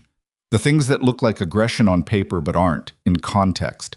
The things that actually are aggression and why they happened and what resolved them. He tapped the folder. He's not broken. He's been operating in threat mode so long he doesn't know how to come down from it. But he's not broken. I know, she said. I could see that in the bay. How? She thought about how to explain it in terms that weren't just, I recognized it. The aggression was a front, a real front, not performed. He wasn't faking anything. But the thing it was protecting was still in there, intact. She looked at Ghost, who was watching Mac with the steady attention he gave to people he'd decided were safe. Broken looks different. It's flatter. There's nothing underneath the behavior because the thing that was underneath it is gone. She paused. Ghost still has something underneath it. Mac looked at the dog for a long moment. His evaluation is at 9 a.m., Thursday. I know. Fenn hasn't met him yet. I know. Whatever you can do, I'll do it, she said, within what I'm allowed to do. He nodded, stood, looked at her the way he'd looked at her in the ambulance bay, but differently. Not the revision of a first impression, but something that had settled into something more lasting. I should have asked who you were before I told you to stay back, he said. It wouldn't have changed anything, she said. I still would have walked toward him. He left. She sat with Ghost for another 30 minutes, working through the field notes, building the picture she'd need to give Fenn something accurate to evaluate. And when she finally stood and told Ghost she'd be back in the morning, she felt the specific, contained satisfaction of having a plan that was good enough to be worth executing, which was when Priya appeared in the doorway. Priya, who in 8 months had asked her approximately 4 personal questions, and had the professional effect of someone who'd made a deliberate choice to keep work and everything else in separate rooms. Priya, who was still in her scrubs at 5:15 and had the look of someone who'd stayed past her shift. There's something happening in Bay 4, Priya said. Her voice was wrong. Not panicked, Priya didn't panic, but stripped of the professional flatness, down to something more direct. What is it? Vehicle accident, multiple casualties just came in. Dr. Holst is running triage. She paused. There's a dog. Nora went still. A civilian dog? Military, service animal. The driver was a veteran. The dog is... Holst is saying leave it. The civilian paramedics can deal with it when they arrive, but the dog is in the vehicle, and the vehicle is... Priya stopped. Started again. The vehicle is at risk of secondary ignition. There's a fuel line issue. The paramedics are focused on the driver and the passenger. Nobody is dealing with the dog. Where's security? They're running the perimeter. Holst told them the dog wasn't their concern. Nora was already moving. Vasquez. Priya's voice behind her, urgent. If you go out there after what happened last night, after what he filed this morning. I know, she said, without stopping. The trauma bay was controlled chaos when she came through. 2 gurneys, 3 paramedics, Holst's voice above everything in the practice command register he used when he needed the room to function. She moved through the outside edge of it, past the intake desk, through the ambulance bay doors and into the evening air. The vehicle was a pickup truck, driver's side crumpled from an impact with a concrete barrier, steam rising from the engine. She could smell the fuel from 20 feet away. Not just the ordinary smell of a vehicle that had been running, but the sharper, wrong-note smell of something breached. 2 paramedics were at the driver's window. A 3rd was on a radio. Nobody was at the truck bed where she could hear, not loudly, but clearly, through the ambient noise of the scene, the sound of a dog in distress. The truck bed had a built-in cap, fiberglass, the kind some veterans installed for transport. The tailgate was warped from the impact, the latch partially sprung. She got her fingers into the gap, pulled, felt the latch give with a sound like something trying not to break. The door swung open. The dog inside was a yellow Labrador, older, gray around the muzzle, with the wide chest and measured movements of a service animal who had spent years learning to stay calm in chaotic situations and was currently losing that battle. He was tangled in a transport restraint that had partially dislodged in the impact. One of the clips twisted, holding him in a position that was restricting his chest movement. His breathing was labored. Not from injury, she assessed quickly, but from the restraint compression plus the stress response, plus the enclosed space and the heat from the compromised engine coming through the cab wall. She had the clip free in about 40 seconds. It was awkward, and the metal was warm, and one of her knuckles came away bleeding from the edge of the twisted hardware, but the clip came free, and she felt the dog's breathing change immediately as the compression released. He was shaking, badly. She got her hands on him, both hands, firm and even, the way you grounded something that was spinning out, and put herself between him and the truck cab wall and just held that position. Okay, she said. I've got you. Behind her, she heard someone approaching. Footsteps on concrete, fast, the rhythm of purpose. Vasquez, Holst's voice from the ambulance bay entrance carrying across the noise of the scene. Get away from that vehicle, now! She kept her hands on the dog. That is a direct instruction, Holst said. Step away from the vehicle. The paramedic nearest to her looked up, looked at Holst, looked back at her with the expression of someone deciding something fast. The fuel line, Nora started, is being managed, Holst said, by people whose job it is. Yours is inside, step away. The dog was still shaking, but the breathing had improved. She needed another 2 minutes, maybe less, to get him out of the truck bed safely. The restraint damage meant she had to move him carefully or risk retangling, and retangling with a stressed animal in an unstable vehicle was the scenario she was trying to avoid. Dr. Holst, the paramedic near Nora, a heavy-set man with a cut on his chin from something that had happened at the accident scene, spoke without looking up from what he was doing at the driver's door. With respect, she's got the animal stable. Give her 2 minutes. This is not 2 minutes, the paramedic said again, the same tone, and something in it was sufficiently final that Holst didn't respond immediately. Nora used the 2 minutes. She got the dog out, carefully, one end at a time, his back legs first, then supporting his chest as he came clear of the tailgate, setting him on the concrete with both hands steady until he found his footing. He was shaking less. His nose was working, cataloging the new air, which was better than the trapped air in the truck bed. She straightened up. Holst was 10 feet away. The 2 minutes had not improved his expression. You just jeopardized yourself, this facility, and an active emergency scene, he said. The professional register was still there, but the cold thing underneath it was showing through. That's going to be in my report tonight. Add it to the file, she said. She walked the dog slowly toward the bay entrance. He moved beside her with the slightly tentative gait of an animal reassessing an environment, but he moved, which was the important part, and she was almost at the doors when she heard a sound behind her. Holst's voice again, but this time directed away from her, at someone else, in a register that was meant to be lower than it came out. I want her off this rotation by morning, he said. Find Marsh. I don't care what Stills said about the board timeline. Find Marsh and tell him. She kept walking. Inside the bay, she handed the dog's lead to a security officer she recognized as being decent at his job, told him to keep the animal calm and away from the active trauma area, and turned toward the trauma bays to see if Holst's absence from the scene had created a gap she needed to fill. It had. A minor gap. The second incoming patient, the passenger, needed a line placed, and the paramedic attending her was struggling with the angle. Nora moved in, placed the line in the time it took most people to identify the vein, and stepped back. The paramedic looked at her. Thanks, he said. You're fast. Practice, she said. At 6:40 p.m., she was in the documentation room catching up on the day's charting when her phone rang. Driscoll. Voth's evaluation cleared the board contact, he said. I just got confirmation. The board liaison received the full credentials documentation and formally declined to open an investigation. A pause. Holst's complaint has been dismissed. On the record. She set down her pen. That was fast. Voth is thorough, and this documentation was airtight. A beat. There's something else. She waited. Holst submitted a second incident report this evening. The vehicle seen in the ambulance bay. His voice was careful. He's categorized it as willful disregard of a direct physician instruction during an active emergency. That's a different classification than scope compliance. That one goes to the hospital's Patient Safety Board.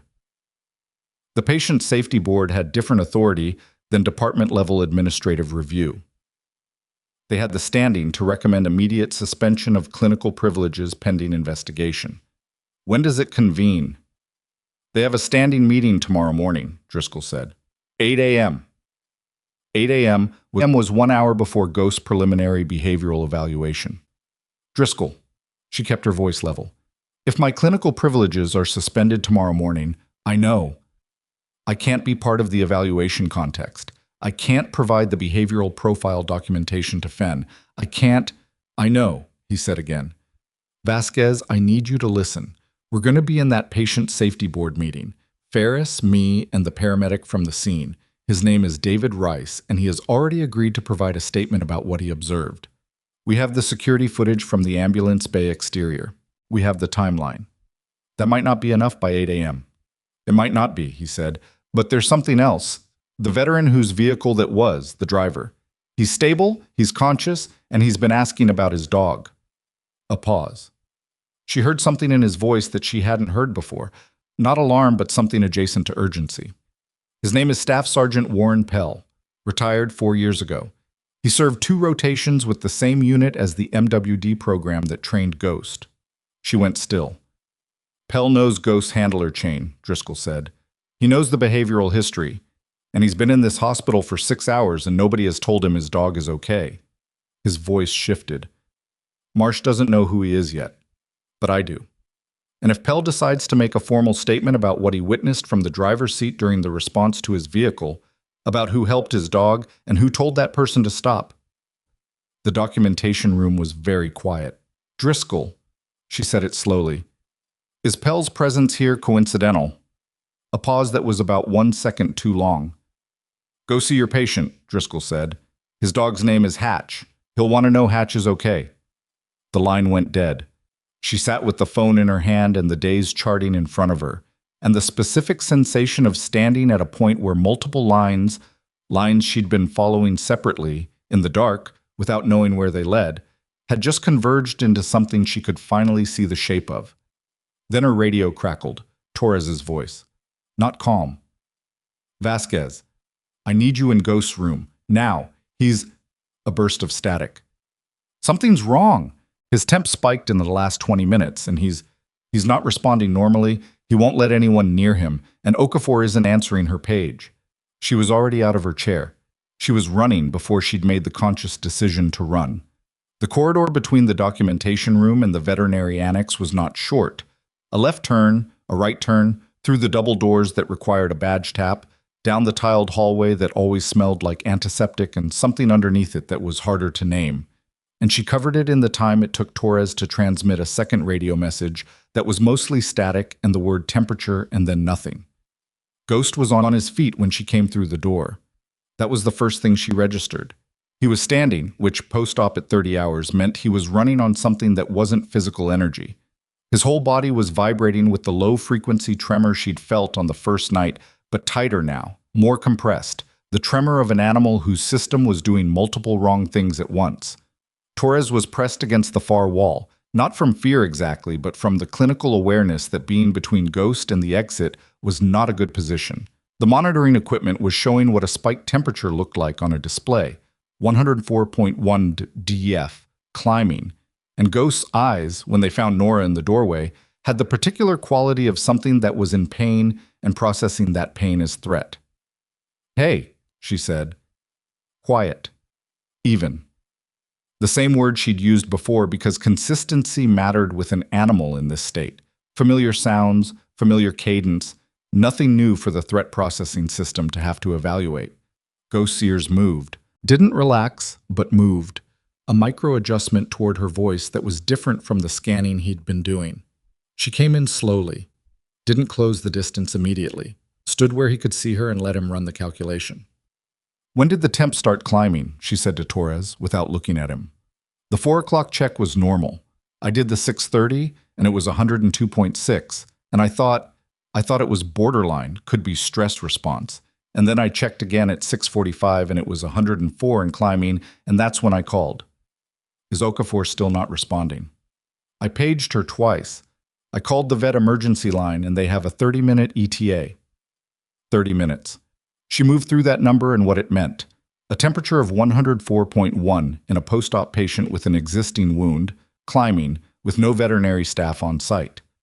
The differential was straightforward, post-operative infection setting in faster than expected, or a reaction to the anesthesia components, or a stress-induced immune response that was compounding an existing subclinical issue in the wound site. All three required different responses. All three required a hands-on assessment she wasn't credentialed to conduct alone. She was also the only person in the room Ghost would let near him. She closed the remaining distance in 4 steps and put both hands on Ghost's sides. Not gentle, not tentative, firm and even. The kind of contact that communicated presence rather than asking permission for it, and felt the heat radiating through his coat. Hi. The monitoring equipment wasn't wrong. "Torres," she said, "I need you to call Mac now, not in 5 minutes.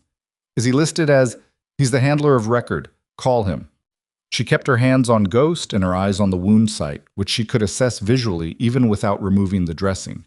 The edges of the bandage showed nothing externally, but the skin around it was warmer than the surrounding tissue in a way she could feel through her palms. "And page Okafor again. Tell her it's a fever emergency, not a routine consult. Use those words." Torres was already on the phone. She heard him in the background. Mac's name, then Okafor's page line, then the vet emergency line again, his voice doing the rapid, precise thing it did when he was scared but functional. Ghost was shaking harder. "I know," she said to Ghost. "I know it hurts." She didn't say it would be okay, because she'd learned a long time ago that the specific comfort of that phrase depended entirely on whether it was true, and she wasn't going to make that call yet. She said "I know" because that was what she had, and it was enough to keep his eyes on her instead of on the door. She ran through options. She could remove the dressing and visually inspect the wound, which would tell her whether the infection source was local and superficial or deeper, but doing that without veterinary oversight and with an agitated patient in a compromised state was high risk in both directions. Risk to the wound if she did it wrong, risk to her if Ghost's pain response went past his tolerance for managing it. She could start cooling measures for the fever independently of the wound assessment, wet towels on the paw pads and groin, which was standard for hyperthermic animals, and within what she could justify as supportive care. She could get fluids running, which the IV line Torres had set up earlier was still in position for, if she could get Ghost still enough. She started with the cooling, called to Torres to get wet towels from the supply closet while she was still maintaining contact with Ghost, and Torres came back in 90 seconds with 3 towels dripping cold water and the look of someone who had decided to be useful rather than panicked, which was the right decision. She applied the towels to Ghost's paw pads and the inner surface of his rear legs, working around his resistance. He didn't like the cold contact, pulled back once, growled once, and she held steady and said hey again in the same tone until he stopped pulling and just stood there shaking with cold towels on his legs and her hands on his sides. Fluids, she said. I need the IV line checked and a saline drip running. I don't have veterinary authorization to Torres. She looked at him. The line is already in place. The authorization for the line exists. I'm asking you to run saline through an existing authorized line on a patient who is hyperthermic and post-operative. If Okafor has a problem with that, she can tell me in person when she gets here. He checked the line. It was patent. He got the saline running and she watched the drip rate and adjusted it and went back to Ghost, who was slightly less rigid than 30 seconds ago. The cold contact working on the thermal regulation, the familiar hands working on something else. It took 11 minutes for Okafor to arrive. She came in fast and read the room in about 3 seconds. The monitoring display, the cooling measures, the saline line, Nora's hands on Ghost's sides, and went straight to clinical mode without commentary. Talk to me, she said. Nora gave her the timeline. Precise, sequenced, nothing extra. Okafor listened while she ran her own assessment, gloved hands moving with the efficiency of someone who'd done this in worse conditions than a hospital room. Wound site, Okafor said. I need to see it. I held off on removing the dressing. Didn't want to destabilize him without you. Okafor glanced at her. Brief, but it registered. Good call. She looked at Ghost, who was watching her with the flat assessment he gave to people he hadn't decided about. I need him still. He'll be still, Nora said. Take your time approaching. Okafor approached Ghost with more caution than she had the first night. She'd learned from the first night. And when she reached for the wound site, Ghost's muscles went tight under Nora's hands. Nora increased the pressure slightly, not restraining, just present, and said something quiet that wasn't really a word, just a sound, and Ghost held. Okafor removed the dressing. The wound was infected. Not catastrophically. Not the kind of infection that had gone systemic and was pulling temperature from everything at once, but locally significant, with the particular presentation of a contaminated fragment wound that had been cleaned well but not perfectly, because field conditions were never perfect, and the original injury had been in an environment that was the opposite of sterile. The wound margins showed early signs of dehiscence on one corner, which meant the closure was under stress from the internal inflammation. Localized, Okafor said, more to herself than to anyone. Fragment contamination, probably anaerobic. I need a culture and a broad-spectrum antibiotic protocol started in the next 15 minutes. She was already pulling supplies. The closure on the corner is going to need to be redone under sedation. His temp is still climbing. I know, cooling is good. Keep it. I'm going to add an NSAID for the fever reduction and push fluids faster.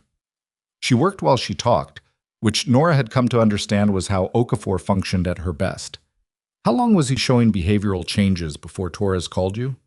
Torres clocked the temp at 6:30 and called me at 6:47. I'd estimate the behavioral changes started sometime after the 4 o'clock check based on 2 hours roughly. Okafor's jaw tightened. The 4 o'clock check should have flagged early signs. Torres made a sound. I was covering Bay 2 also. The 4 o'clock was done by... He stopped. By who? Okafor said. I handed off to the evening roster at 4. The 4 o'clock check would have been... He checked his tablet, scrolled. There's no documentation of a 4 o'clock check.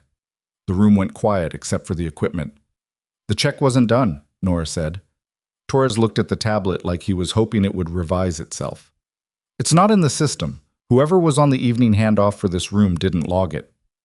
Who was on the evening handoff? Okafor said. Torres scrolled again. His face changed in the way faces changed when information arrived that the person receiving it really didn't want to have. It's logged as Dr. Holst's coverage authorization, he said. He signed off on the evening monitoring assignments.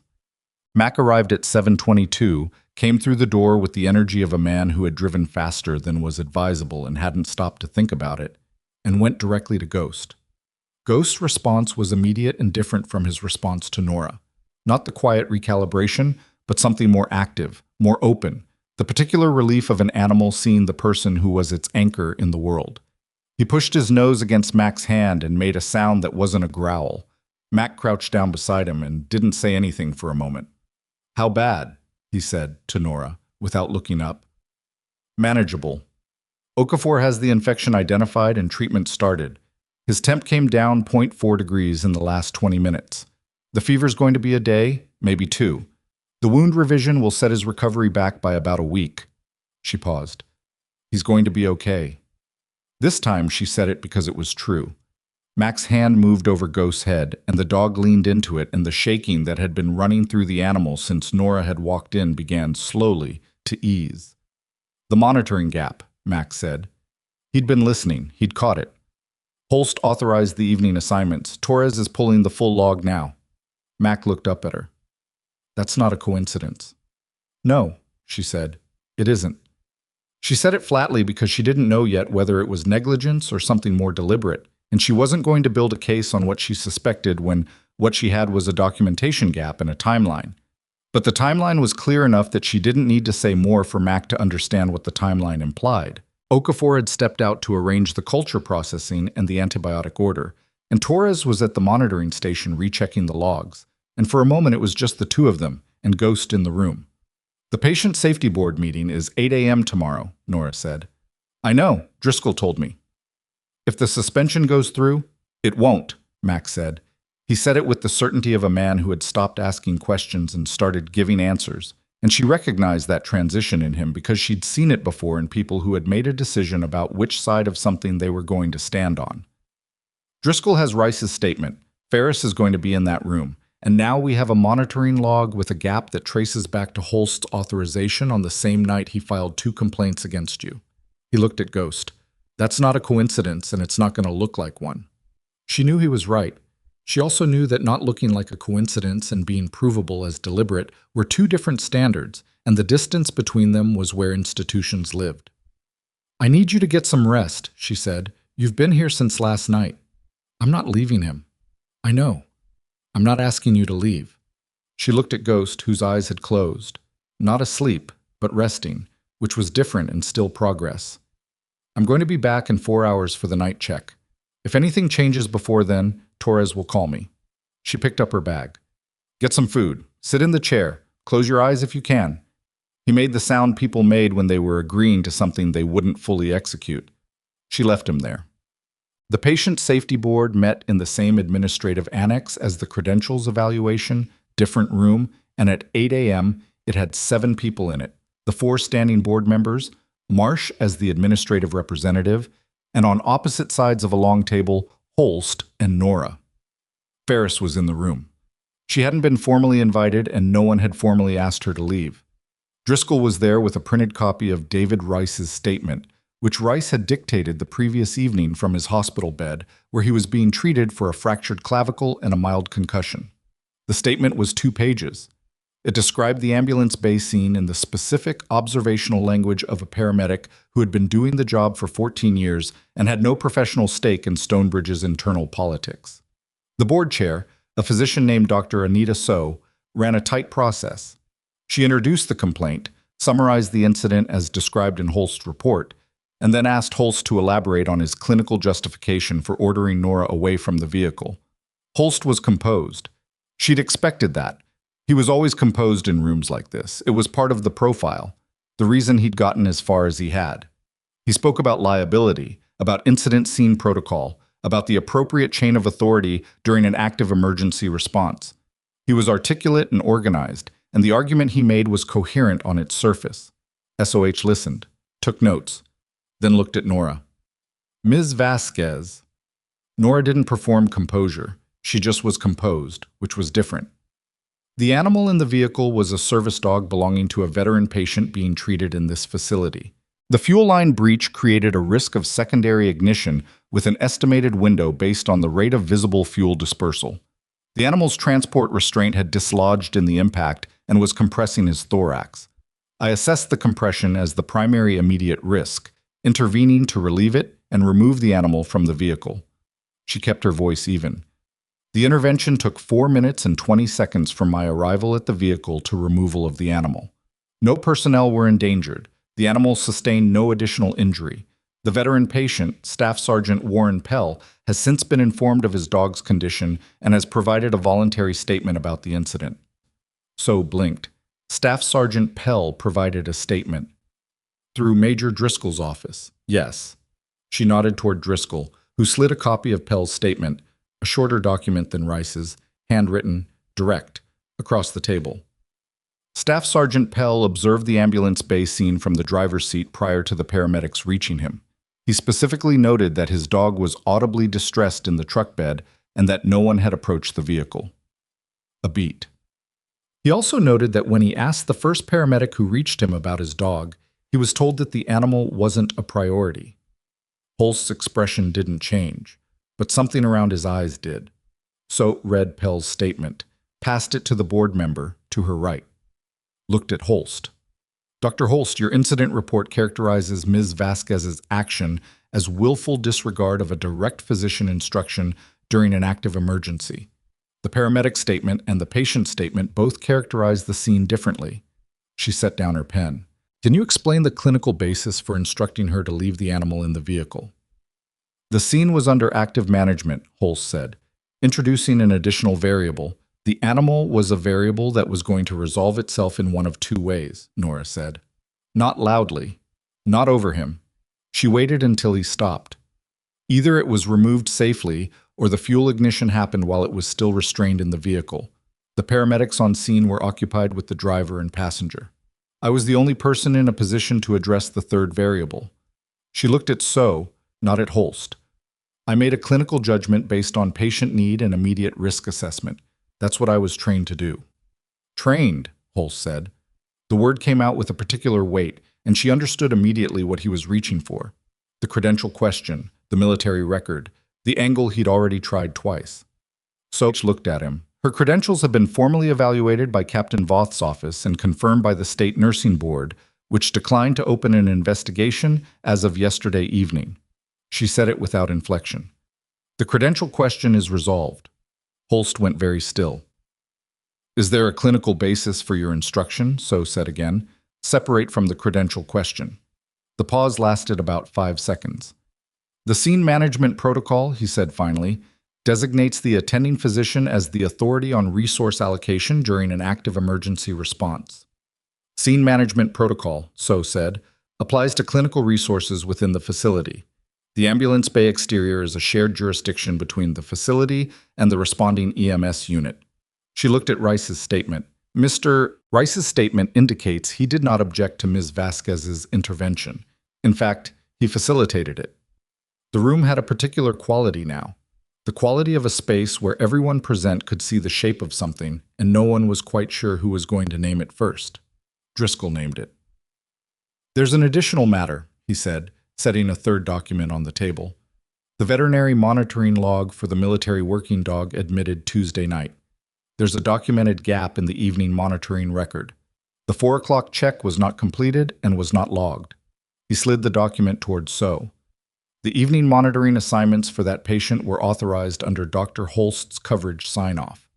So looked at the log. The animal developed a post-operative infection that reached a fever of 104.1 degrees Fahrenheit before it was identified.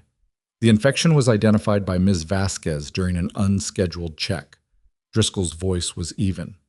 The treating veterinarian, Dr. Okafor, has indicated in writing that earlier identification would have prevented the fever escalation and the wound dehiscence that will require surgical revision.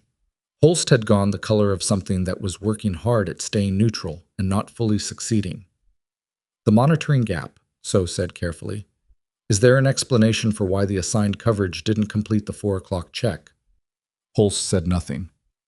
Dr. Holst. I'd need to review the assignment records to... The assignment records are in the document in front of you, Driscoll said. Your signature is on the coverage authorization. The check wasn't done. The animal got sicker. He said the last part without drama, which made it land harder than if he'd emphasized it. On the same evening that you filed 2 separate complaints against the nurse who was the only person at this facility capable of managing that animal's care. The room was quiet. So looked at the board members on either side of her. She looked at Marsh, who had the expression of a man whose calculation of where the floor was had just been revised. She looked at Holst. "I think," she said, in the tone of someone who had made a decision and was taking the temperature of the room before executing it, "we need to pause this proceeding and address the monitoring log separately." She set her pen down. "Dr. Holst, I'd like you to remain available for a follow-up conversation this afternoon. The complaint against Ms. Vasquez is dismissed pending a complete review of the monitoring record." A beat. "Ms. Vasquez, your clinical privileges are unaffected." Holst stood. The composure was intact. She'd give him that. It was a remarkable thing to maintain. But beneath it, something had shifted, the way a structure shifted when a load-bearing element was removed. Not visibly collapsed, but changed in the places that mattered. "Anita," he said. His voice was level. "I want it on record that I believe the monitoring gap is a documentation error and not—" "It will be on record," So said, "along with the timeline and the pattern of complaints." She held his gaze. "Thank you, Frederick." He left. Nora watched him go. She didn't feel the particular satisfaction she'd imagined feeling in this moment during the 8 months she'd spent not imagining it, because the reality of watching someone's carefully constructed position begin to unravel was less clean than the concept of it. There was something complicated in the room, relief, and also the specific weight of having been right about something you'd wished you were wrong about. Ferris was at her side. "Come on," she said quietly. "Ghost's evaluation is in 45 minutes. Dr. Marcus Fenn was a compact man in his early 50s with the careful observational energy of someone who had spent decades reading animals and had learned to apply the same attention to the humans who brought them in. He arrived at 8:55 with a clipboard and a manner that was neither warm nor cold but precise, and he introduced himself to Nora with a directness she appreciated. "You're the nurse," he said. "Mac told me about you." "I've prepared documentation on ghost behavioral history," she said. "Full field record summary, the AAR from the contractor incident, contact information for the 2 assessment officers who signed off on his continued service." She handed him the folder. "I want you to have the complete picture before you start." Fenn took the folder, looked through it, not cursorily, actually read it, standing in the corridor outside Ghost's room for 4 minutes while she and Mac waited. When he looked up, his expression had shifted in a way she couldn't fully read. "The contractor incident," he said, "the flagged complaint. The AAR is on page 12. The scent contamination is documented." "I see it." He looked at the folder again. "Nobody sent me this. I would have received Ghost service record through standard channels. This," he tapped the folder, "wasn't in what I received." "I know," she said. "That's why I prepared it." Fenn looked at her for a moment, then at Mac. Then he opened Ghost's room door and went in. The evaluation took 50 minutes. Nora stayed outside. It wasn't her evaluation. Fenn was the professional in the room, and she understood the difference between providing context and inserting herself into a process that needed to be independent to mean anything. She stood in the corridor and drank bad coffee from a machine down the hall, and didn't check her phone more than 3 times. Max stood beside her without speaking, which was the right call. When Fenn came out, he closed the door behind him and stood with the folder in one hand and his clipboard in the other. "He's reactive," Fenn said, "more than baseline for his profile. The post-op stress is a factor, and so is the infection response." He paused. "But the reactivity has a ceiling. When the stimulus is managed, he re-regulates. That's significant." "What's your preliminary assessment?" Max said. "Rehabilitation candidate," Fenn said, "not retirement." He looked at Nora. "The behavioral history you provided. Without that, based on the standard record and the flagged incident, I would likely have come to a different conclusion." He said it the way people said things they wanted on record, clearly and without qualification. "The full context changed my assessment." She didn't say "I know." She said, "Thank you for reading it carefully." He nodded and left, and she and Mac stood in the corridor, and after a moment Mac made a sound that was approximately the sound of a man releasing something he'd been holding for a while. "Rehabilitation candidate," he said. "Yes. Which means the formal assessment panel has an accurate baseline, which means the process can work the way it's supposed to." She looked at him. "He's not in the clear yet. The formal panel is 10 days out, but the preliminary is accurate now." He looked at the closed door. Behind it, Ghost was probably doing whatever Ghost did after a thing that had required sustained effort, dropping down onto the padded surface, sighing in the way large dogs sighed, watching the door. "You've been fighting for him since the ambulance bay," Max said. "I've been doing my job," she said. "Your job," he said, "is not this." She considered that. "It is now," she said, "whether or not the hospital has caught up to that yet." At 11:15, Marsh called her to his office. She went in expecting another procedural conversation, the aftermath of the board meeting, next steps on the monitoring review, the administrative apparatus catching up with events. What she found was Marsh sitting behind his desk with two pieces of paper in front of him and an expression she hadn't seen on him before, something uncomfortable but decided. "The Patient Safety Board has formally dismissed Holst's complaint," he said. "You have that?"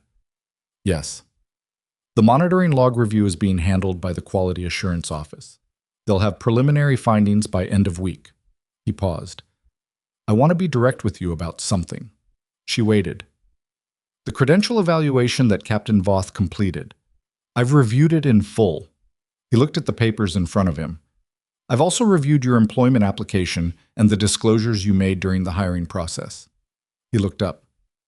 "Everything you disclosed was accurate and complete." "Yes." "I should have known more about your background when I hired you," he said. "That's a failure of our intake process, not a failure of your disclosure." He paused again, and she could see him working through something that was more than administrative. "Dr. Holst's behavior over the past 48 hours raises concerns that go beyond the complaint he filed against you. The Patient Safety Board has flagged those concerns for separate review." He set the papers down.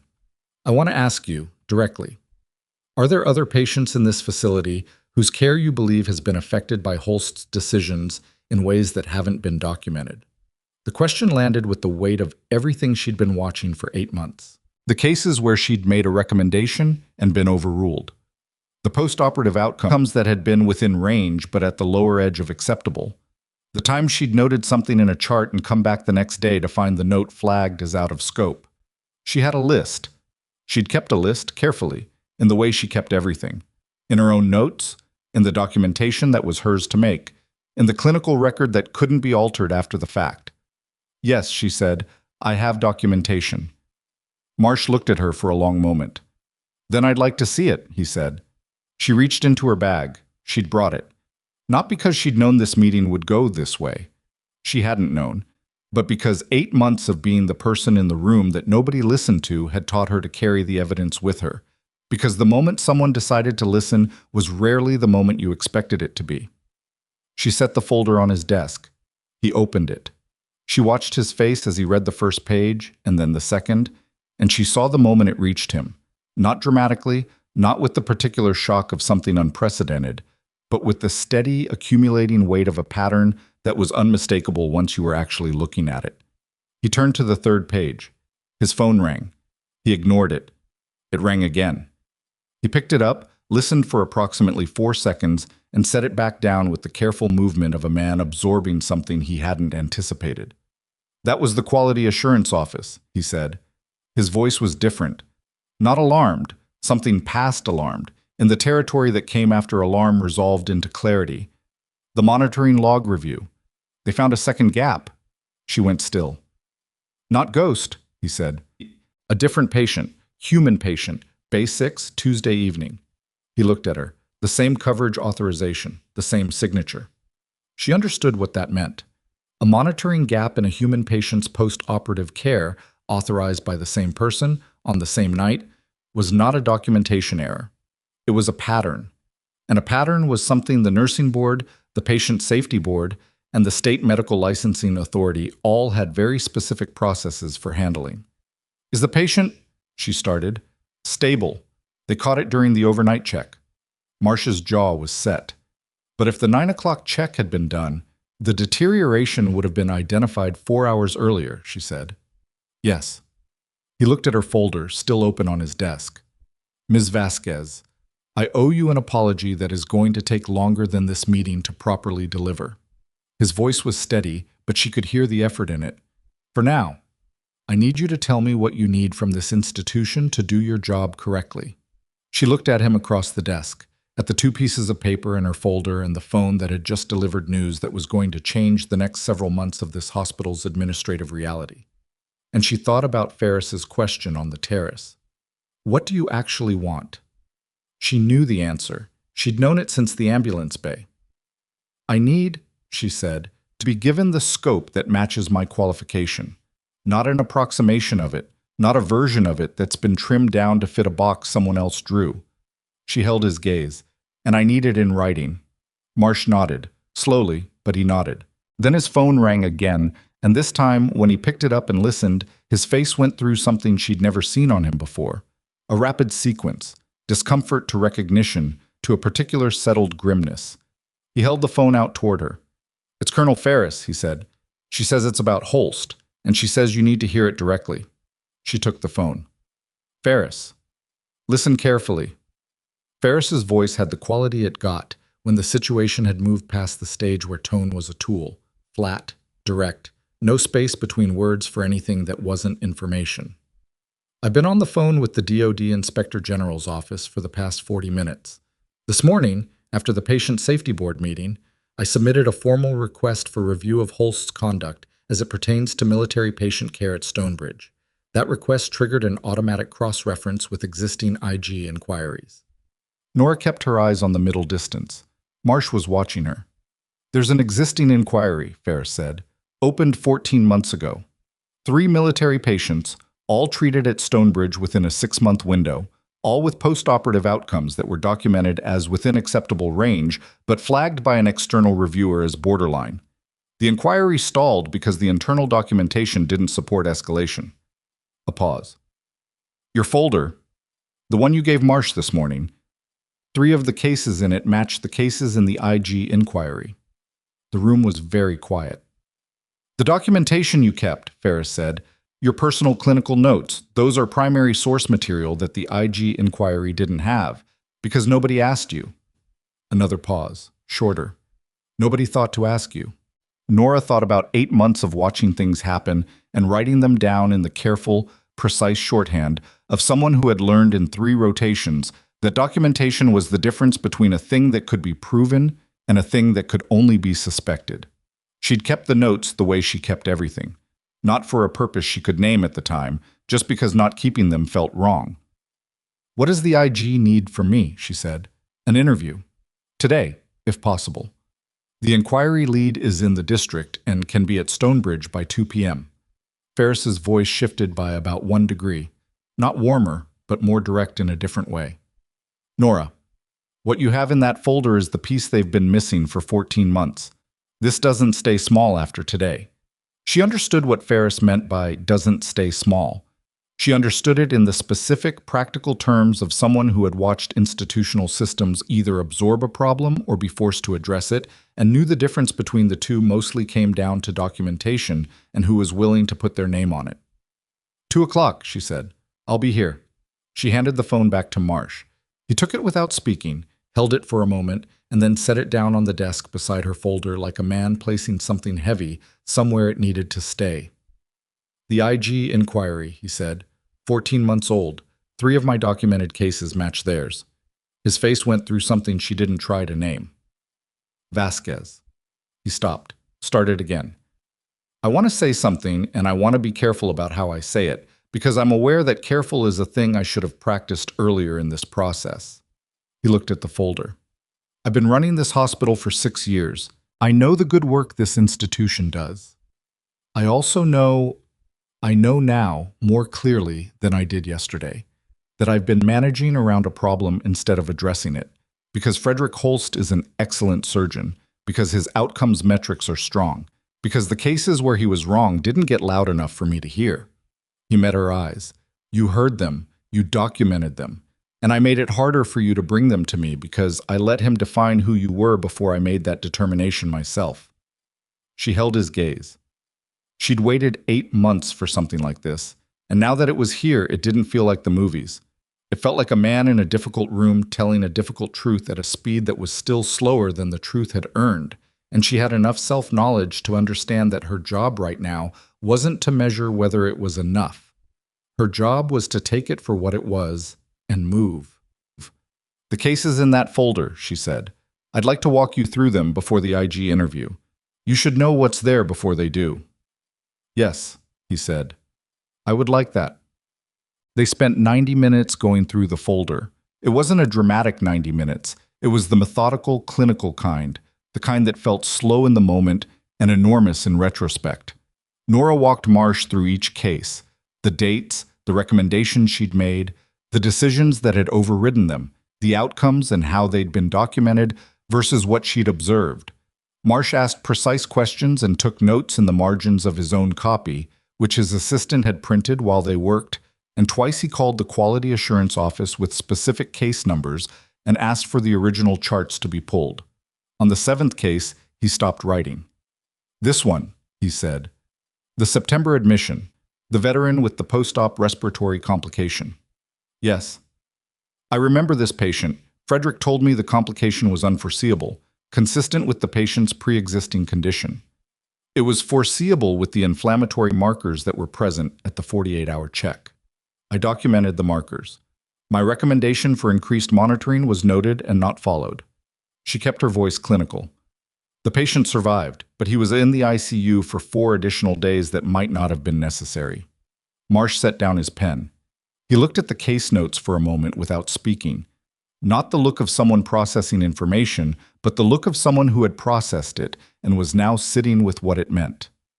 4 days in the ICU, he said, to no one in particular. Yes. He picked up the pen again. Set.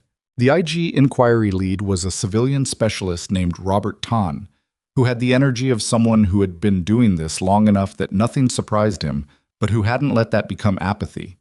He arrived at 1:55 with a colleague and a hard drive and shook Nora's hand with the directness of someone who understood the value of what she had and wasn't going to waste her time pretending otherwise. The interview took 2 hours and 20 minutes. She went through everything. The cases, the timeline, the specific clinical observations that hadn't made it into the official record because they'd been flagged out of scope, the pattern she'd identified by the 3rd month and documented by the 5th. Tan and his colleague asked precise questions, cross-referenced against the materials they'd brought, and at one point Tan paused mid-note and looked at his colleague in the way people looked at each other when something connected that they'd been trying to connect for a long time. The September case, he said. It's in the folder, page 19. He found it, read it. This is the documentation gap we couldn't source. We knew something was missing from the chart, but the internal audit didn't. He stopped, looked at her. How long have you had this? 8 months, she said. He absorbed that with the practiced equanimity of a man who had learned not to express frustration at timelines he couldn't change. Why? He started the question and then answered it himself. You weren't asked.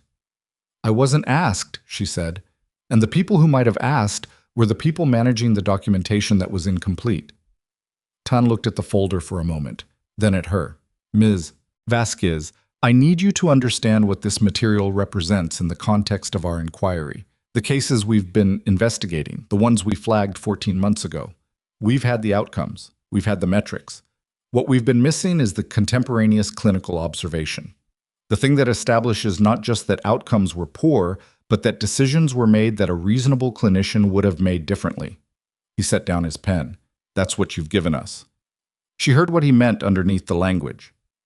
The difference between a pattern of bad outcomes and a pattern of actionable decisions was the difference between a problem that got an administrative memo and one that got a license review. How does the inquiry proceed from here? She said. We'll formally request Holst's complete patient files for the cases you've documented, cross-referenced with the 3 inquiry cases. That process will take several weeks. In the meantime, the findings will be shared with the State Medical Board, the hospital's accreditation body, and the DoD Medical Oversight Office. Tan paused. Dr. Holst will be notified of the expanded inquiry scope within the next 24 hours. At that point, the hospital will need to make determinations about his clinical status pending the investigation. Marsh is aware. We'll be speaking with him after this. Tan looked at her directly. This is going to be a longer process than today. You understand that? I understand. And you're prepared to serve as a cooperating witness for the duration? Yes, she said. I've been prepared for 8 months. I just needed someone to open the door. Holst's suspension from clinical duties was announced internally at 4:45 p.m. by a brief administrative notice from Marsh's office.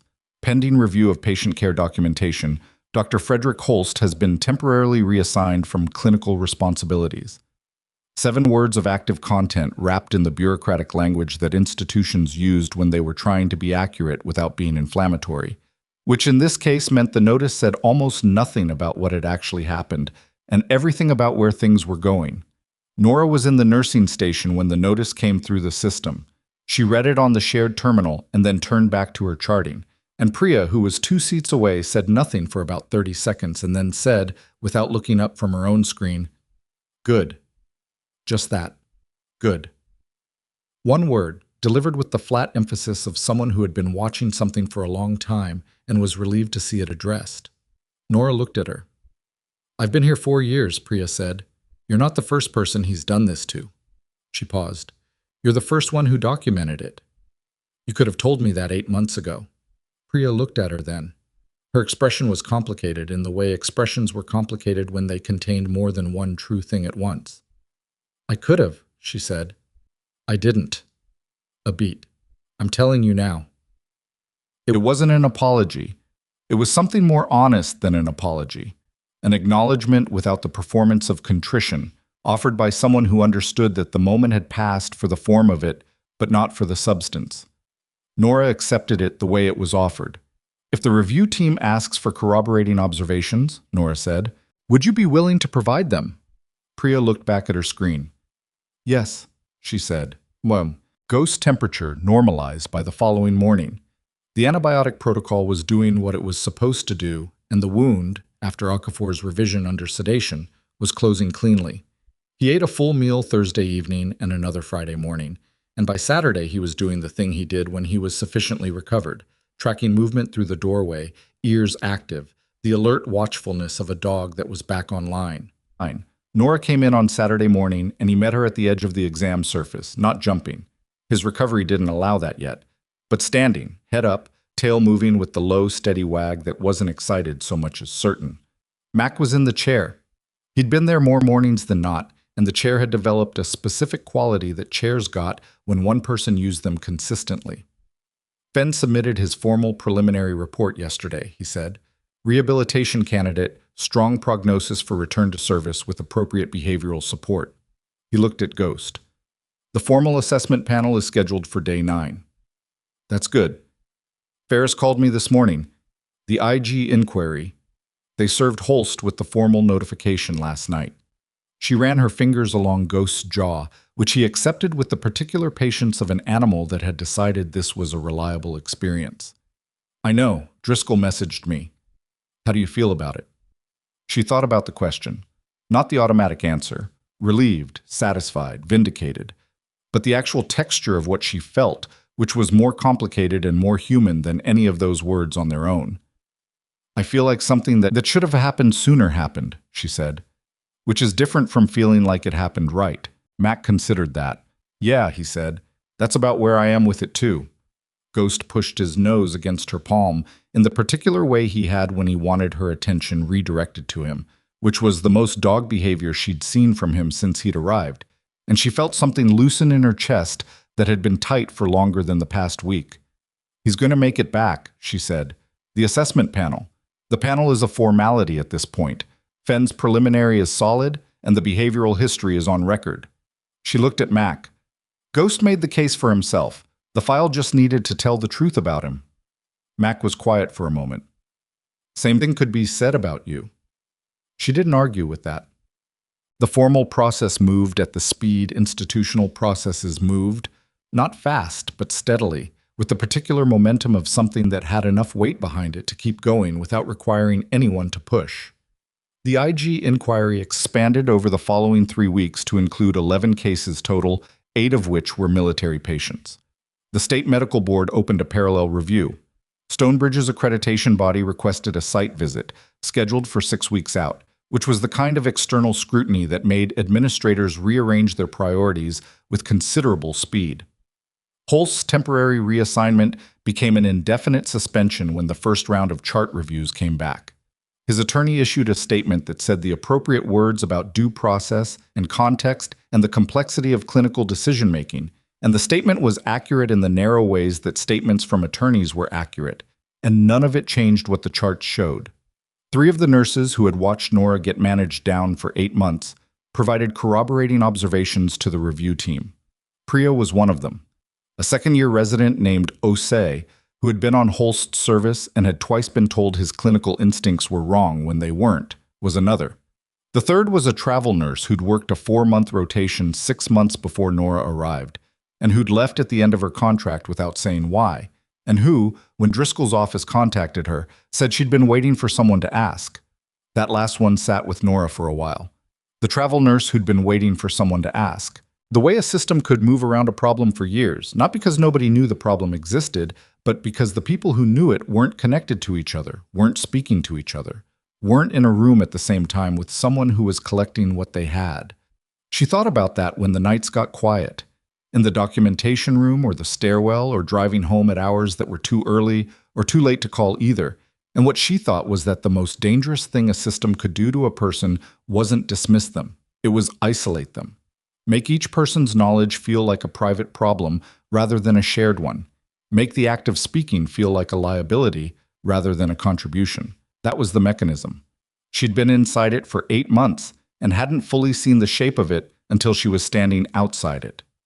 Marsh convened a staff meeting on a Tuesday morning 4 weeks after Holst's suspension, attended by clinical staff across 4 departments, which in a hospital of Stonebridge's size meant the large conference room on the 3rd floor and chairs borrowed from 2 other rooms to accommodate everyone. He stood at the front and spoke without notes, which she suspected was unusual for him.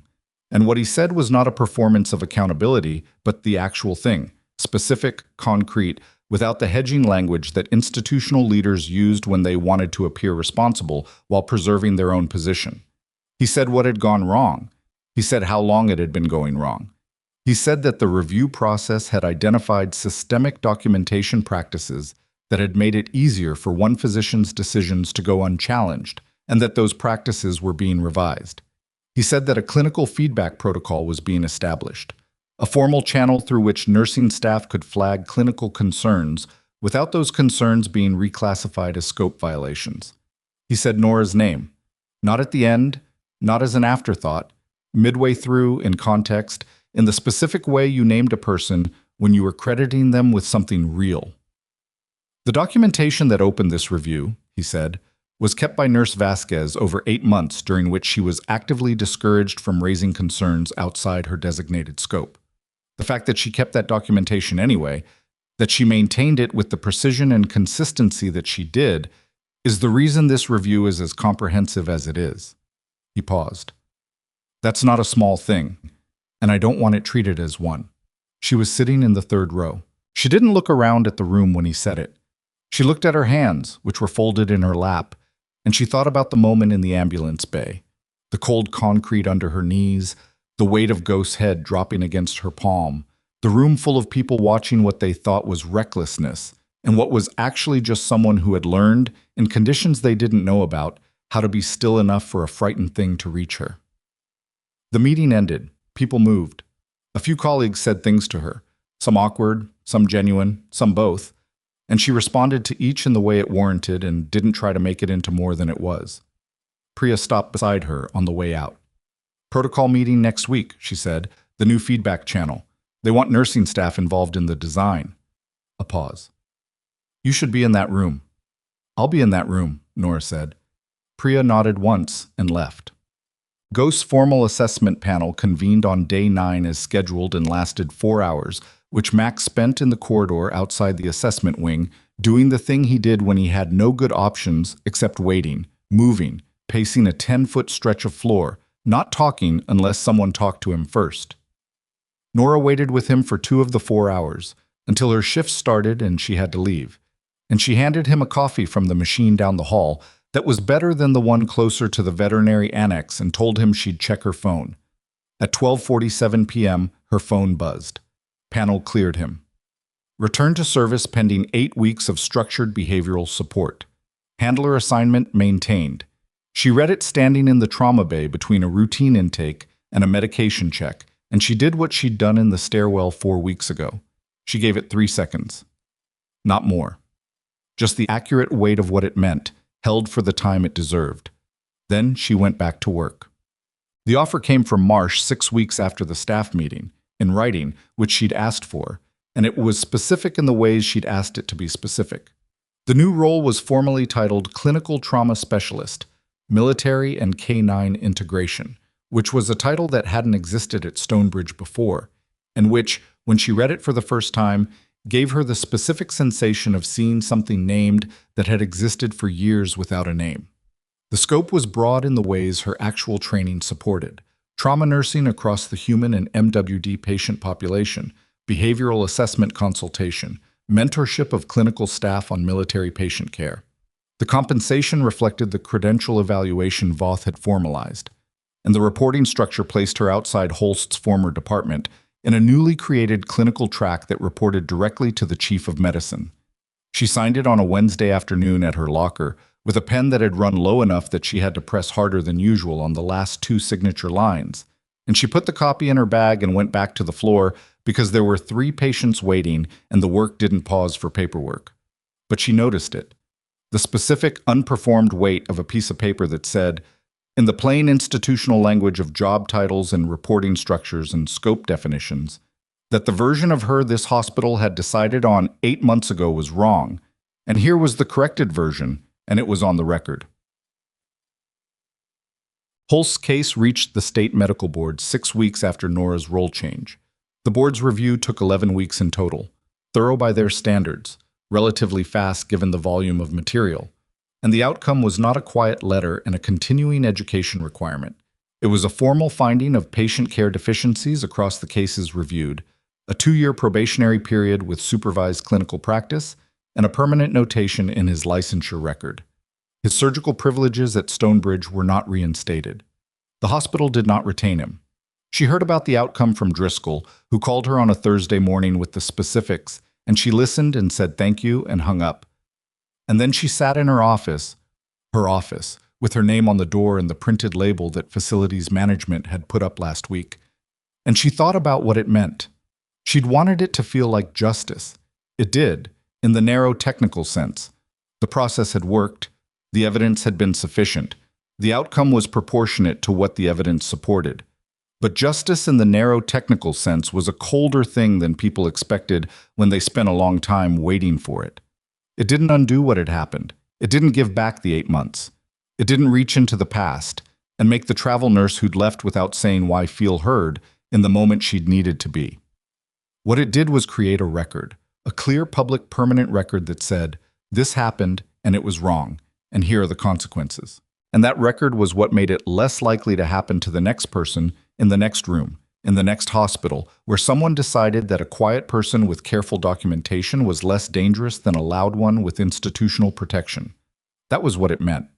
Not clean, not satisfying in the way the movies made it look, but real and lasting, and worth the 8 months of documentation it had taken to build it. She could live with that. Ghost came back to Stonebridge on a Friday morning, which was the day of his first official post-clearance visit, and he came in through the main entrance because Mac saw no reason to do it otherwise. He walked on a loose lead, not the tight, authority-asserting leash of an animal being managed, but the easy slack of a working dog who had decided the environment was known and the person beside him was trusted. His head was up. His ears moved with interest rather than alarm. The scar on his muzzle caught the morning light. 3 nurses at the intake station watched him come in. The security officer near the door, the same one who had gone still in the ambulance bay 6 weeks ago when Ghost's growl went up in pitch, stepped back slightly out of old habit, and then stopped himself and stood his ground, because the dog walking through the door was recognizably not the same animal as the one who had been carried in from the ambulance bay in the dark. Not because he'd changed in some fundamental way. Because the war he'd still been fighting had finally, slowly, with the specific patience of a process that couldn't be rushed, been allowed to end. Nora was at the end of the corridor when they came in. She'd known they were coming, Mac had told her the time, but she hadn't arranged anything. No gathering, no moment, just her at the end of the corridor doing what she was always doing. Ghost saw her from 40 feet away. His tail started moving before he'd covered half the distance, And by the time he reached her, it was the full-body engagement of a dog who had filed someone under safe in the most permanent category he had. He pushed his head against her hand, and she put both hands on him, and he leaned into it the way he'd leaned into it the first night. Except this time without the tremor, without the bone-deep alarm, without the exhaustion of a creature still bracing for the next threat.